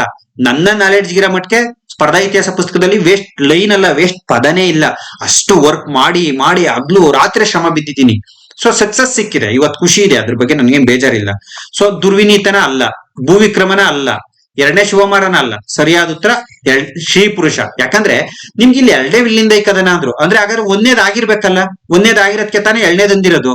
ನೋಡಿ ಇಲ್ಲಿ 1ನೇದ್ ಯಾರ್ಯಾರಿಗಾಯ್ತು ಅಂದ್ರೆ ಭೂವಿಕ್ರಮ ವರ್ಸಸ್ ಪಲ್ಲವರ ಪರಮೇಶ್ವರ ವರ್ಮನ್. 1ನೇ ಪರಮೇಶ್ವರ ವರ್ಮನ್, 1ನೇ ವಿಳಿಂದೈ ಕದನ. ನೆಕ್ಸ್ಟ್ ಎಕ್ಸಾಮ್ ಅಲ್ಲಿ ಕೇಳ್ಬಿಡ್ಬೋದು. ಅದಕ್ಕೆ ಇದನ್ನ ನಿಮ್ ನಾಲೆಡ್ಜ್ ಅಲ್ಲಿ ಹೇಳ್ತೀನಿ. 2ನೇ ವಿಳಿಂದೈ ಕದನ ಅಂತ ಮನೆಗ್ ಬಂದ್ ಕ್ವಶನ್ ಪೇಪರ್ ನ ಅನಾಲಿಸಿಸ್ ಮಾಡ್ಬೇಕು ನೀನು. 1ನೇ ವಿಳಿಂದೈ ಕದನ ಇರ್ಬೇಕಲ್ವಾ? ಹಾಗಾದ್ರೆ ಅದೇ ಯಾರ್ಯಾರಿಗಾಗಿತ್ತು? ನೆಕ್ಸ್ಟ್ ಎಕ್ಸಾಮ್ ಕ್ವಶನ್ ಆಗುತ್ತೆ ನಿನ್ಗೆ. ಈ ತರ ಒಂದು ಪ್ರಶ್ನೆ ಪತ್ರಿಕೆಯನ್ನ ಬಿಡಿಸ್ಬೇಕು. 1ನೇ ವಿಳಿಂದೈ ಕದನ, ಭೂವಿಕ್ರಮ ಪಲ್ಲವರ ಅರಸ 1ನೇ ಪರಮೇಶ್ವರ ವರ್ಮನನ್ನ ಸೋಲಿಸ್ತಾನೆ. ನಂತರ ಭೂವಿಕ್ರಮನ ನಂತರ ಅಧಿಕಾರಕ್ಕೆ ಬಂದ ಶ್ರೀ ಪುರುಷ ಕಾಲಾನುಕ್ರಮನು ನಿಮ್ಗೆ ಯೂಸ್ ಆಗುತ್ತೆ. ಈತ 2ನೇ ವಿಳಿಂದೈ ಕದನದಲ್ಲಿ 2ನೇ ಪರಮೇಶ್ವರ ವರ್ಮ ಅಂದ್ರೆ ಪಲ್ಲವರನ್ನ ಸೋಲಿಸ್ತಾನೆ. ಹಾಗಾದ್ರೆ ವಿಳಿಂದೈ ಕದನಗಳಾಗಿದ್ದು ಪಲ್ಲವರು ವರ್ಸಸ್ ಗಂಗರು. ಇದರಲ್ಲಿ ಮೇಲುಗೈ ಗಂಗರಿಗೆ ಸಿಕ್ಕಿರ್ತಕ್ಕಂಥದ್ದನ್ನ ನೋಡ್ತೀವಿ. ಸೊ ದಟ್ಸ್ ವೈ 2ನೇ ವಿಳಿಂದೈ ಕದನ 731ರಲ್ಲಿ ಶ್ರೀ ಪುರುಷ ವರ್ಸಸ್ 2ನೇ ಪರಮೇಶ್ವರ ವರ್ಮನ್, ಪಲ್ಲವರು ವರ್ಸಸ್ ಗಂಗರು ಸರಿಯಾದಂತ ಉತ್ತರ. ನೆಕ್ಸ್ಟ್ ನೋಡಿ, ಈಗ ಸ್ಟೇಟ್ಮೆಂಟ್ ಆಗಿ ವಿಜಯನಗರ ಸಾಮ್ರಾಜ್ಯ. ಒಂದು ಪ್ರಶ್ನೆ ಅಂತೂ ಇದ್ದೇ ಇರ್ತದಪ್ಪ. ಶಾತವಾಹನರ ಬಗ್ಗೆ ಒಂದು ಪ್ರಶ್ನೆ ಕೇಳಿದೆ, ಕದಂಬರ್ ಬಗ್ಗೆ ಒಂದು ಪ್ರಶ್ನೆ ಕೇಳಿದ್ರೆ, ಗಂಗರ್ ಬಗ್ಗೆ ಒಂದು ಪ್ರಶ್ನೆ ಕೇಳಿದೆ. ಈಗ ವಿಜಯನಗರದ ಬಗ್ಗೆ ಒಂದು ಪ್ರಶ್ನೆ ಇರಲೇಬೇಕು. ಯಾವುದೇ ಪೇಪರ್ ತೆಗೆದು ಇದ್ದೇ ಇರ್ತದೆ. ವಿಜಯನಗರ ಸಾಮ್ರಾಜ್ಯದಲ್ಲಿ ಭೂಮಿಯನ್ನು ವರ್ಗೀಕರಿಸಿ ಅದರ ಫಲವತ್ತತೆಯ ಆಧಾರದ ಮೇಲೆ ಕಂದಾಯವನ್ನ ನಿಗದಿಗೊಳಿಸ್ತಾ ಇದ್ರು. ಈಗ ತಾನೇ ಅಲ್ಲಾವುದ್ದೀನ್ ಖಿಲ್ಜಿ ಡಿಸ್ಕಸ್ ಮಾಡೋದಲ್ಲ. ನೋಡಿ, ನಾನು ಹೆಚ್ಚು ರಾಜರಿಗೆ ಹೆಚ್ಚು ಪ್ರಿಫರೆನ್ಸ್ ಅನ್ನ ಕೊಟ್ಟಿಲ್ಲ, ಅಡ್ಮಿನಿಸ್ಟ್ರೇಷನ್ಗೆ ಹೆಚ್ಚು ಪ್ರಿಫರೆನ್ಸ್ ಅನ್ನ ಕೊಟ್ಟಿದ್ದೀನಿ. ಯಾಕಂದ್ರೆ ಇತ್ತೀಚಿನ ಪ್ರಶ್ನೆಗಳು administration and art and culture ಮೇಲೆ ಜಾಸ್ತಿ ಪ್ರಶ್ನೆ ಬರ್ತವೆ. ನಾನು ಕ್ವಶನ್ ಪೇಪರ್ ಅಬ್ಸರ್ವ್ ಮಾಡಿರೋದು. ಇದನ್ನೇ ರಾಯರೇಖಾ ಪದ್ಧತಿ ಅಂತೀವಿ. ಹೌದು, ಕೃಷ್ಣದೇವರಾಯನ ಕಾಲದಲ್ಲಿ ಇದೊಂದು ಉತ್ತಮವಾದಂತ ಸುಧಾರಣೆ. ಇದನ್ನೇ ರಾಯರೇಖಾ ಪದ್ಧತಿ ಅಂತೀವಿ. ಸ್ಟೇಟ್ಮೆಂಟ್ ಕರೆಕ್ಟ್ ಆಗಿದೆ, ಒಂದು ಹೇಳಿಕೆ ಸರಿ. ಹಾಗಾಗಿ ಸಿ ಡಿ ನಮ್ಗೆ ಉತ್ತರ ಆಗಲ್ಲ. ನೆಕ್ಸ್ಟ್, ಕಂದಾಯವನ್ನು ವಸೂಲಿ ಮಾಡುವ ವಿಭಾಗಕ್ಕೆ ಅಥವಣಿ ವಿಭಾಗ ಅಂತೀವಿ. ಟ್ಯಾಕ್ಸ್ ಕಲೆಕ್ಷನ್ ಮಾಡ್ತಾ ಇರ್ತಾರ, ದಿಸ್ ಇಸ್ ಆಲ್ಸೋ ಕರೆಕ್ಟ್. ಇದನ್ನ ಇಲ್ಲೇನು ಎಕ್ಸ್ಪ್ಲೈನ್ ಮಾಡೋಂಥದ್ದಿಲ್ಲ, ನೇರವಾಗಿ ನಾಲೆಡ್ಜ್ ಕ್ವಶನ್ಸ್. ಓದಿದ್ರೆ ನೆನಪು ಬರುತ್ತೆ, ಓದಿಲ್ಲ ಅಂದ್ರೆ ಏನು ವಿವರಣೆ ಕೊಡಕ್ಕಾಗಲ್ಲ ಇದಕ್ಕೆ ಒಂದೇ ಪರಿಹಾರ, ಓದು ಓದು ಓದು. ಕಂಟೆಂಟ್ ತಲಗಿದ್ರೆ ಅಷ್ಟೇ ಉತ್ತರ ಬರೀಬಹುದು. ಟೆಕ್ನಿಕ್ ಕೇಳಿ ಸರ್ ಅಂದ್ರೆ ಇದಕ್ಕೆ ಯಾವ್ದು ಟೆಕ್ನಿಕ್ ಇಲ್ಲ. ಸೊ ದಟ್ಸ್ ವೈ ಎ ಸರಿಯಾಗಿದೆ. ಎರಡು ಸರಿಯಾಗಿದೆ. ಇಲ್ಲಿ ಸಮ್ ಟೈಮ್ ಒಂದು ಸರಿ ಇರ್ಬೋದು, ಒಂದು ತಪ್ಪಿರ್ಬೋದು, ಎರಡೂ ಸರಿ ಇರ್ಬೋದು, ಎರಡೂ ತಪ್ಪಿರ್ಬೋದು. ಸೊ ದಟ್ಸ್ ವೈ ನೀವು ಚೆನ್ನಾಗಿ ನೋಡ್ಕೊಬೇಕು. ಈಗ ಹೊಂದಿಸಿ ಬರೆಯಿರಿ. ಬಿರಾರ್ನ ಹಿಮಾಚ್ಛಾಯಿಗಳು ಯಾವ್ಯಾವ ಮನೆತನದ ಅಂತ್ಯಕ್ಕೆ ಯಾರ್ಯಾರು ಕಾರಣ ಆದ್ರು ಅಂತಕ್ಕಂಥದ್ದನ್ನ ನಾವು ನೋಡ್ಬೇಕಾಗತ್ತೆ. ಇಲ್ಲಿ ನೋಡಿ, ಬಿರಾರ್ನ ಹಿಮಾಚ್ಛಾಯಿಗಳ ಅಂತ್ಯಕ್ಕೆ ಕಾರಣ ಅಹಮದ್ ನಗರದ ನಿಜಾಂ ಶಾಹಿ. ಬಿರಾರ್ನ ಹಿಮಾಚ್ಛಾಯಿಗಳ ಅಂತ್ಯಕ್ಕೆ ಕಾರಣ ಅಹಮದ್ ನಗರದ ನಿಜಾಂ ಶಾಹಿ. ಅಹಮದ್ ನಗರದ ಅಂತ್ಯಕ್ಕೆ ಕಾರಣ ಶಹಜಹಾನ್ನ ದಾಳಿ. ಜಹಾಂಗೀರ್ನ ಕಾಲದಲ್ಲಿ ಅವನ ಮಗ ಶಹಜಹಾನ್ ದಾಳಿ ಮಾಡಿ ಸೋಲಿಸ್ತಾನೆ. ನೋಡಿ, ಇದು ಬಹುಮನಿ ಸುಲ್ತಾನ್ರ ಬಗ್ಗೆ ಒಂದು ಪ್ರಶ್ನೆ. ವಿಜಯಪುರದ ಈ ಶಾಹಿ ಡೈನೆಸ್ಟಿ ಅಥವಾ ಬಹುಮನಿ ಸುಲ್ತಾನ್ರ ಬಗ್ಗೆ ಒಂದು ಪ್ರಶ್ನೆ ಇರುತ್ತೆ, ಗ್ಯಾರಂಟಿ ಇರುತ್ತೆ ಎಕ್ಸಾಮ್ ಅಲ್ಲಿ. ಸೊ ಗೋಲ್ಕೊಂಡದ ಕುತುಬ್ ಶಾಹಿಗಳು ಸೋತಿದ್ದು ಔರಂಗಜೇಬನ ದಾಳಿಯಿಂದ. ಬೀದರ್ನ ಬರೀದ್ ಶಾಹಿಗಳು ಸೋತಿದ್ದು ವಿಜಯಪುರದ ಸುಲ್ತಾನನ ದಾಳಿಯಿಂದ. ನೋಡಿ, 3 ಇ 4 ಹಿ. ಇಲ್ಲಿ ಚೇಂಜ್ ಆಗಿರೋದೇನು? 2 ಅ 1 ಆ. ಎಲ್ಲೆಲ್ಲಿದೆ ಇದು? 1 ಆ ಎಲ್ಲಿದೆ? ಈ ಒಂದನೇದ್ರಲ್ಲಿದೆ, ಇಲ್ಲ ಒಂದನೇದ್ರಲ್ಲೂ ಇಲ್ಲ, ಎರಡನೇದ್ರಲ್ಲೂ ಇಲ್ಲ, ಮೂರನೇದ್ರ ಸರಿ. ಓ, 1, 2, 3ರಲ್ಲೂ ಇದೆ. ಹಾಗಾಗಿ ಡಿ ಉತ್ತರ ಇಲ್ಲ. ಇದು ಡಿ ಉತ್ತರ ಅಲ್ಲ, ಡಿ ರಾಂಗು. 1 ಆ ಅಂದ್ರೆ 1 ಆ 3ರಲ್ಲೂ ಇದೆ. 2 ಅ ಯಾವ್ದಾದ್ರಲ್ಲಿದೆ? 2 ಅ 3ರಲ್ಲೂ ಇದೆ. ಅಗೈನ್ 3ರಲ್ಲೂ ಇದೆ. ನೋಡಿ ಇಲ್ಲಿ ಎಷ್ಟು ಕನ್ಫ್ಯೂಸ್ ಮಾಡ್ತಾರೆ. 3ರಲ್ಲೂ ಇದೆ. Next 3 E 4 E. ಇಲ್ಲಿ ನೋಡಿ, ಇದು ಬಿ ರಾಂಗ್ ಇದೆ, ಬಟ್ ಇಲ್ಲಿ ಏನೋ ಟೈಪಿಂಗ್ ಮಿಸ್ಟೇಕ್ ಮಾಡಿದೀನಿ. ಯಾಕೆಂದ್ರೆ 3 ಇಲ್ಲೂ ಇದೆ, 4 ಇಲ್ಲೂ ಇದೆ, 2 ಉತ್ತರ. ಹಿಂಗ್ ಕೊಟ್ಟಾಗ ಏನ್ ಮಾಡಿದ್ರೆ, ಒಂದ್ ವೇಳೆ ಕೊಟ್ಬಿಟ್ರು ಅಂತ ಇಟ್ಕೊಳ್ಳಿ ಸರ್, ನಾನು ಏನೋ ಸಮಥಿಂಗ್ ಏನೋ ಮಿಸ್ಟೇಕ್ ಮಾಡಿದೀನಿ ಕೀ ಆನ್ಸರ್ ಹಾಕ್ಬೇಕಾದ್ರೆ, ಸರ್ 2 ಹಿಂಗೆ ಕೊಟ್ರೆ ಏನ್ ಮಾಡ್ತೀರಾ ಸರ್ ನೀವು ಅಂತ. ಎಕ್ಸಾಮ್ ಅಲ್ಲಿ ಕೊಟ್ರೆ ಏನ್ ಮಾಡ್ತಾನೆ ಸರ್ ಅಂತ. ಒಂದ್ ವೇಳೆ ಕೊಟ್ರೆ ಈ 2ಕ್ಕೆ ಮಾತ್ರ ಆನ್ಸರ್ ಕೊಡ್ತಾನೆ, ಗ್ರೇಸಿಗೆ ಕೊಡಲ್ಲ. ಬಹಳ ಜನ ನೀವು ಗ್ರೇಸಿಗೆ ಕೊಡ್ತಾನೆ ಅಂತ ಭಾವಿಸ್ಬಿಟ್ಟಿರ, ಗ್ರೇಸಿಗೆ ಕೊಡಲ್ಲ ಬಹಳ ಜನ. ಈ ತರದ್ದು ಒಂದು ಈಗ ನಾನು ಉದ್ದೇಶ ಪೂರಿತವಾಗಿ ಹಾಕಿದೀನಿ ಅಂತ ಇಟ್ಕೊಳ್ಳಿಪ್ಪ. ಇದೇ ಕೆಎ ಕ್ವಶನ್ ಆಯ್ತು ಅಂತ ಇಟ್ಕೊಳ್ಳಿಪ್ಪ. ನಿಮಗೆ ಕನ್ಫ್ಯೂಷನ್ ಏನು? 2 ಸೇಮ್ ಐತಲ್ಲ ಸರ್, ಏನ್ ಮಾಡ್ಬೇಕು ಅಂತ ಕನ್ಫ್ಯೂಷನ್. ಸರ್ ಯಾವ್ದಾದ್ರು ಹಾಕಿದ್ರು ಗ್ರೇಸ್ ಕೊಡ್ತಾನೆ ಅಂತ ಹಾಕ್ಬಿಡ್ರಿ. ಇಲ್ಲಿ ಎ ಅಥವಾ ಸಿ ಅಂತ ಉತ್ತರ ಕೊಡ್ತಾನೆ. ಎ ಅಥವಾ ಸಿ ಅಂತ ಕೊಡ್ತಾನೆ. 2 ಹಾಕಿದ್ರೆ ನಿಮ್ಗೆ ಆಪ್ಷನ್ ಕೊಡ್ತಾನೆ, 2 ಹಾಕಿದ್ರೆ ಕೊಡಲ್ಲ. ಬಿಟ್ ಬಂದಿದ್ರು ಕೊಡಲ್ಲ. ಸೈ 2 ಕನ್ಫ್ಯೂಸ್ ಇತ್ತು, ಬಿಟ್ ಬಂದ್ರು ಕೊಡಲ್ಲ. ಅಟೆಂಡ್ ಮಾಡಿರ್ಲೇಬೇಕು, ಎ ಅಥವಾ ಸಿ. ಅರ್ಥ ಆಯ್ತಾ? ನೆಕ್ಸ್ಟ್, ದಿವಾನ್ ಪೂರ್ಣಯ್ಯ ಅವರಿಗೆ ಸಂಬಂಧಿಸಿದ ಸರಿಯಾದ ಹೇಳಿಕೆಗಳು. ದಿವಾನ್ರಿಗೆ ಸಂಬಂಧಪಟ್ಟಂಗಂತೂ ಒಂದು ಪ್ರಶ್ನೆ 90% ಇರುತ್ತೆ. ಅದು ಒಬ್ಬ ವ್ಯಕ್ತಿ ಬಗ್ಗೆ ಕೇಳ್ಬೋದು, ಅಥವಾ ಎಲ್ಲ ದಿವಾನ್ರ ಬಗ್ಗೆ, 4 ದಿವಾನ್ರ ಬಗ್ಗೆ ಕೇಳ್ಬಿಟ್ಟು ಸರಿಯಾದ ಜೋಡಿ ತಪ್ಪಾದ ಜೋಡಿ ಅಂತ ಕೇಳಬಹುದು. ಕಂದಾಚಾರಿ ಪೊಲೀಸ್ ಸೈನ್ಯ ಪದ್ಧತಿಯನ್ನ ಜಾರಿಗೆ ತಂದ್ರು. ಹೌದು, ಒಂದ್ ಹೇಳಿಕೆ ಸರಿ ಇದೆ. ಕಂದಾಚಾರಿ ಪೊಲೀಸ್ ಸೈನ್ಯ. ಫೈಮಾಯಿಸ್ ಎಂಬ ಭೂ ಕಂದಾಯವನ್ನ ಜಾರಿಗೆ ತಂದ್ರು. ಈ ಪ್ರಶ್ನೆಗೆ ಉತ್ತರ ಬರಿಬೇಕು ಅಂದ್ರೆ ಸಂಪೂರ್ಣ ದಿವಾನ್ ಪೂರ್ಣಯ್ಯನವರು ನಿಮ್ ನಾಲೆಡ್ಜ್ ಅಲ್ಲಿ ಇರ್ಬೇಕು. ಯಾಕಂದ್ರೆ ಮೈಸೂರಿನ ಮೊದಲ ದಿವಾನ್ರಿ ಇವರು. ನಿವೃತ್ತಿ ನಂತರ ಯಳಂದೂರನ್ನ ಜಾಗೀರಾಗಿ ಪಡ್ಕೊಂಡಂತವ್ರು. ಕಾವೇರಿ ನದಿಗೆ ವೆಲ್ಲೆಸ್ಲಿ ಸೇತುವೆಯನ್ನ ನಿರ್ಮಾಣ ಮಾಡಿದ್ರು. ಹೌದು, ಇದೊಂದು ಪಿ.ಸಿ. ಸಿಂಗಲ್ ಕ್ವಶನ್ ಆಗಿತ್ತು. ಚಾಮರಾಜನಗರದ ಹತ್ರ ಮಹಾರಾಣಿ ಬಾಲಕಿಯರ ಪ್ರೌಢಶಾಲೆಯನ್ನ ಸ್ಟಾರ್ಟ್ ಮಾಡಿದ್ರ?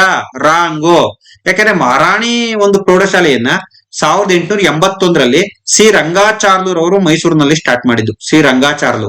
ಸೊ ಹಾಗಾಗಿ 4ನೇ ಹೇಳಿಕೆ ತಪ್ಪು. ಹಾಗಾದ್ರೆ ಇಲ್ಲಿ ಸರಿಯಾದಂತ ಹೇಳಿಕೆಗಳು ಎಷ್ಟು? 3. ಸರಿಯಾದಂತ ಹೇಳಿಕೆಗಳು 3. ಡಿ ಸರಿಯಾದಂತ ಉತ್ತರ. ಡಿ ಸರಿಯಾದಂತ ಉತ್ತರ, ಯಾಕಂದ್ರೆ ಸರಿಯಾದ ಹೇಳಿಕೆಗಳನ್ನ ಕೇಳಿದ್ದಾರೆ. ನೆಕ್ಸ್ಟ್, ಕೆಳಗಿನ ಯಾವ ಚಳುವಳಿಯ ಮೂಲಕ ಎಸ್ ನಿಜಲಿಂಗಪ್ಪನವರು ಸ್ವಾತಂತ್ರ್ಯ ಚಳುವಳಿ? ಅಂಕೋಲ, ನಿಮಗೆ ಗೊತ್ತು, ಇದನ್ನ ಕರ್ನಾಟಕದ ದಂಡಿ ಅಂತೀವಿ, ಕರ್ನಾಟಕದ ಬಾರ್ಡೋಲಿ ಅಂತೀವಿ. ಕರ್ನಾಟಕದಲ್ಲಿ ಉಪ್ಪಿನ ಸತ್ಯಾಗ್ರಹ, ಕರ ನಿರಾಕರಣಾ ಚಳುವಳಿ ಎಲ್ಲ ನಡೆದಂತ ಸ್ಥಳ ಈ ಅಂಕೋಲ ಉಪ್ಪಿನ ಸತ್ಯಾಗ್ರಹ. ಈಗ ನಾನು ಕರ್ನಾಟಕ ಹಿಸ್ಟ್ರಿ ಮಾಡೋದ್ರಿಂದ ಇದ್ರ ಬಗ್ಗೆ ಎಲ್ಲ ಡೀಟೇಲ್ ಆಗಿ ಹೇಳ್ತೀನಿ. ಕರ ನಿರಾಕರಣಾ ಚಳುವಳಿ ಅಲ್ಲ, ಇದ್ರಲ್ಲೂ ಬರ್ಲಿಲ್ಲ. ಗಣಪತಿ ಗಲಭೆ ಸರ್ ಎಂ ವಿಶ್ವೇಶ್ವರಯ್ಯನವರ ಕಮಿಟಿ, ಇದು ಬೆಂಗಳೂರಲ್ಲಾಗಿದ್ದು, ಇಲ್ಲೂ ಬರ್ಲಿಲ್ಲ. ಸಾಹೇಬ್ರು ಚಿತ್ರದುರ್ಗಕ್ಕೆ ಸಂಬಂಧಪಟ್ಟವರು. ಚಿತ್ರದುರ್ಗದಲ್ಲಿ ಅರಣ್ಯ ಸತ್ಯಾಗ್ರಹ ಚಳುವಳಿ, ದಾವಣಗೆರೆ ಚಿತ್ರದುರ್ಗ ಭಾಗದಲ್ಲಿ ಸಿಕ್ಕಾಪಟ್ಟೆ ಸ್ಟ್ರಾಂಗ್ ಆಗುತ್ತೆ. ಈ ಚಳುವಳಿಯ ಹೋರಾಟಕ್ಕೆ ಬಂದಂತ ಎಸ್ ನಿಜಲಿಂಗಪ್ಪನವರು ಸೊ ಈ ಚಳುವಳಿಯ ಉದಯೋನ್ಮುಖ ನಾಯಕನಾಗಿ ಹೊರಹೊಮ್ಮುತ್ತಾರೆ. ಕರ್ನಾಟಕ ಅರಣ್ಯ ಸತ್ಯಾಗ್ರಹ ಚಳುವಳಿಯ ಉದಯೋನ್ಮುಖ ನಾಯಕ ಎಸ್ ನಿಜಲಿಂಗಪ್ಪನವರು. ಸೊ ಏಕೀಕೃತ ಕರ್ನಾಟಕದ ಮೊದಲ ಮುಖ್ಯಮಂತ್ರಿ ಇವ್ರ ಬಗ್ಗೆನೂ ಕೂಡ ನಾನು ಪುಸ್ತಕದಲ್ಲಿ ಡೀಟೈಲ್ ಆಗಿ ಎಕ್ಸಾಮ್ ಪಾಯಿಂಟ್ ಆಫ್ ವ್ಯೂ ಏನ್ ಬೇಕೋ ಬರ್ದಿದ್ದೀನಿ. ಎಸ್ ನಿಜಲಿಂಗಪ್ಪನವ್ರಿಗೂ ನನಗೂ ತುಂಬಾ ಒಂದು ಹೃದಯ ಬಾಂಧವ್ಯ ಇದೆ. ಯಾಕೆಂದ್ರೆ ನಾನು ಪದವಿಯನ್ನ ಓದ್ಬೇಕಾದ್ರೆ ನಡೆದಂತ ಕಾಲೇಜು ವಿಶ್ವವಿದ್ಯಾಲಯ ಮಟ್ಟದ ಚರ್ಚಾ ಸ್ಪರ್ಧೆಯಲ್ಲಿ ಪ್ರಥಮ ಸ್ಥಾನವನ್ನ ಪಡೆದಿದ್ದೆ. ಆ ಪ್ರಥಮ ಸ್ಥಾನದಲ್ಲಿ ನನಗೆ ಬಹುಮಾನವಾಗಿ ಸಿಕ್ಕಂತ ಪುಸ್ತಕ ಎಸ್ ನಿಜಲಿಂಗಪ್ಪನವರ ಜೀವನ ಚರಿತ್ರೆ. ಹಾಗಾಗಿ ಎಸ್ ನಿಜಲಿಂಗಪ್ಪನವರು ವಿಶಾಲ ಕರ್ನಾಟಕದ ಮುಖ್ಯಮಂತ್ರಿ ಆದಂತ ಮೊದಲ ಮುಖ್ಯಮಂತ್ರಿ. ಮೋಸ್ಟ್ಲಿ ಇವರ ಆಶೀರ್ವಾದನೂ ಏನೋ ಕರ್ನಾಟಕ ರಾಜ್ಯದಲ್ಲಿ 4 ಜನ ವಿದ್ಯಾರ್ಥಿಗಳು ಗುರುತಿಸ್ತಕ್ಕಂಥ ವ್ಯಕ್ತಿಯಾಗಿ ನಾನು ಕೂಡ ಬೆಳೆದಿದ್ದೀನಿ. ಮೋಸ್ಟ್ಲಿ ಆ ಎಸ್ ನಿಜಲಿಂಗಪ್ಪನವರ ಪುಸ್ತಕವನ್ನ ಮುಟ್ಟಿ ಆ ಸ್ಪರ್ಶ ಮಾಡಿದರ ಪ್ರಯುಕ್ತ ನನಗೆ ಈ ಒಂದು ಬೆಳವಣಿಗೆ ಸಿಕ್ಕಿರ್ಬೋದು ಅಂತ ಭಾವಿಸ್ತೀನಿ. ಎಸ್ ನಿಜಲಿಂಗಪ್ಪನವರು ನಿಜವಾಗ್ಲೂ ನನ್ನ ಜೀವನದಲ್ಲಿ ವಿಶೇಷವಾದಂತ ವ್ಯಕ್ತಿ. ಸ್ನೇಹಿತರೆ, ಇಷ್ಟೆಲ್ಲ ಪ್ರಶ್ನೆಗಳನ್ನ ಕರ್ನಾಟಕ, ಆಮೇಲೆ ಏನ್ಶಿಯಂಟು, ಇವೆಲ್ಲ ಸಂಬಂಧಪಟ್ಟಂತೆ ಮಿಡವಲ್ಲು, ಮಾಡ್ರನ್ನು, ಎಲ್ಲದಕ್ಕೂ ಸಂಬಂಧಪಟ್ಟಂತೆ ಮಾದರಿ ಪ್ರಶ್ನೋತ್ತರಗಳನ್ನ ಚರ್ಚೆ ಮಾಡಿದೀನಿ. ಈ ವಿಡಿಯೋ ನಿಮ್ಗೆ ಯೂಸ್ಫುಲ್ ಆಗಿದ್ರೆ ಖಂಡಿತ ಕಮೆಂಟ್ ಮಾಡಿ. ಈ ವಿಡಿಯೋ ನಿಮ್ಗೆ ಯೂಸ್ಫುಲ್ ಆಗಿದ್ರೆ ಖಂಡಿತ ಕಮೆಂಟ್ ಮಾಡಿ. ನಾನು ಮುಂದಿನ ತರಗತಿಯನ್ನ ಮಾಡ್ತೀನಿ. ಯೂಸ್ಫುಲ್ ಆಗಿಲ್ಲ ಅಂದ್ರೆ ಬಿಟ್ಟು ಬಿಡಿ. ನಾನು ಈ ಕ್ಲಾಸ್ ಅನ್ನ ಇಲ್ಲಿಗೆ ಸ್ಟಾಪ್ ಮಾಡಿ ಕರ್ನಾಟಕ ಹಿಸ್ಟ್ರಿ ಮಾತ್ರ ಕಂಟಿನ್ಯೂ ಮಾಡ್ತೀನಿ. ಯಾಕಂದ್ರೆ ಕರ್ನಾಟಕ ಹಿಸ್ಟ್ರಿಗೆ ಅಪಾರವಾದ ಮೆಚ್ಚುಗೆ, ಬೆಂಬಲ ಸಿಕ್ಕಿರೋದ್ರಿಂದ. ಈಗ ಈ ವಿಡಿಯೋ, ಇದು ಮೊದಲನೇ ವಿಡಿಯೋ ಮಾದರಿ ಪ್ರಶ್ನೋತ್ತರಗಳ ಸರಣಿ ಕೆಇ ಪಠ್ಯಕ್ರಮದಿಂದ ಮಾಡೋದ್ರಿಂದ ಇದು ಎಷ್ಟರ ಮಟ್ಟಿಗೆ ನಿಮ್ಗೆ ಓಕೆ ಅನ್ಸುತ್ತೆ ಅದನ್ನ ನನಗೆ ತಿಳಿಸಿ. Thank you.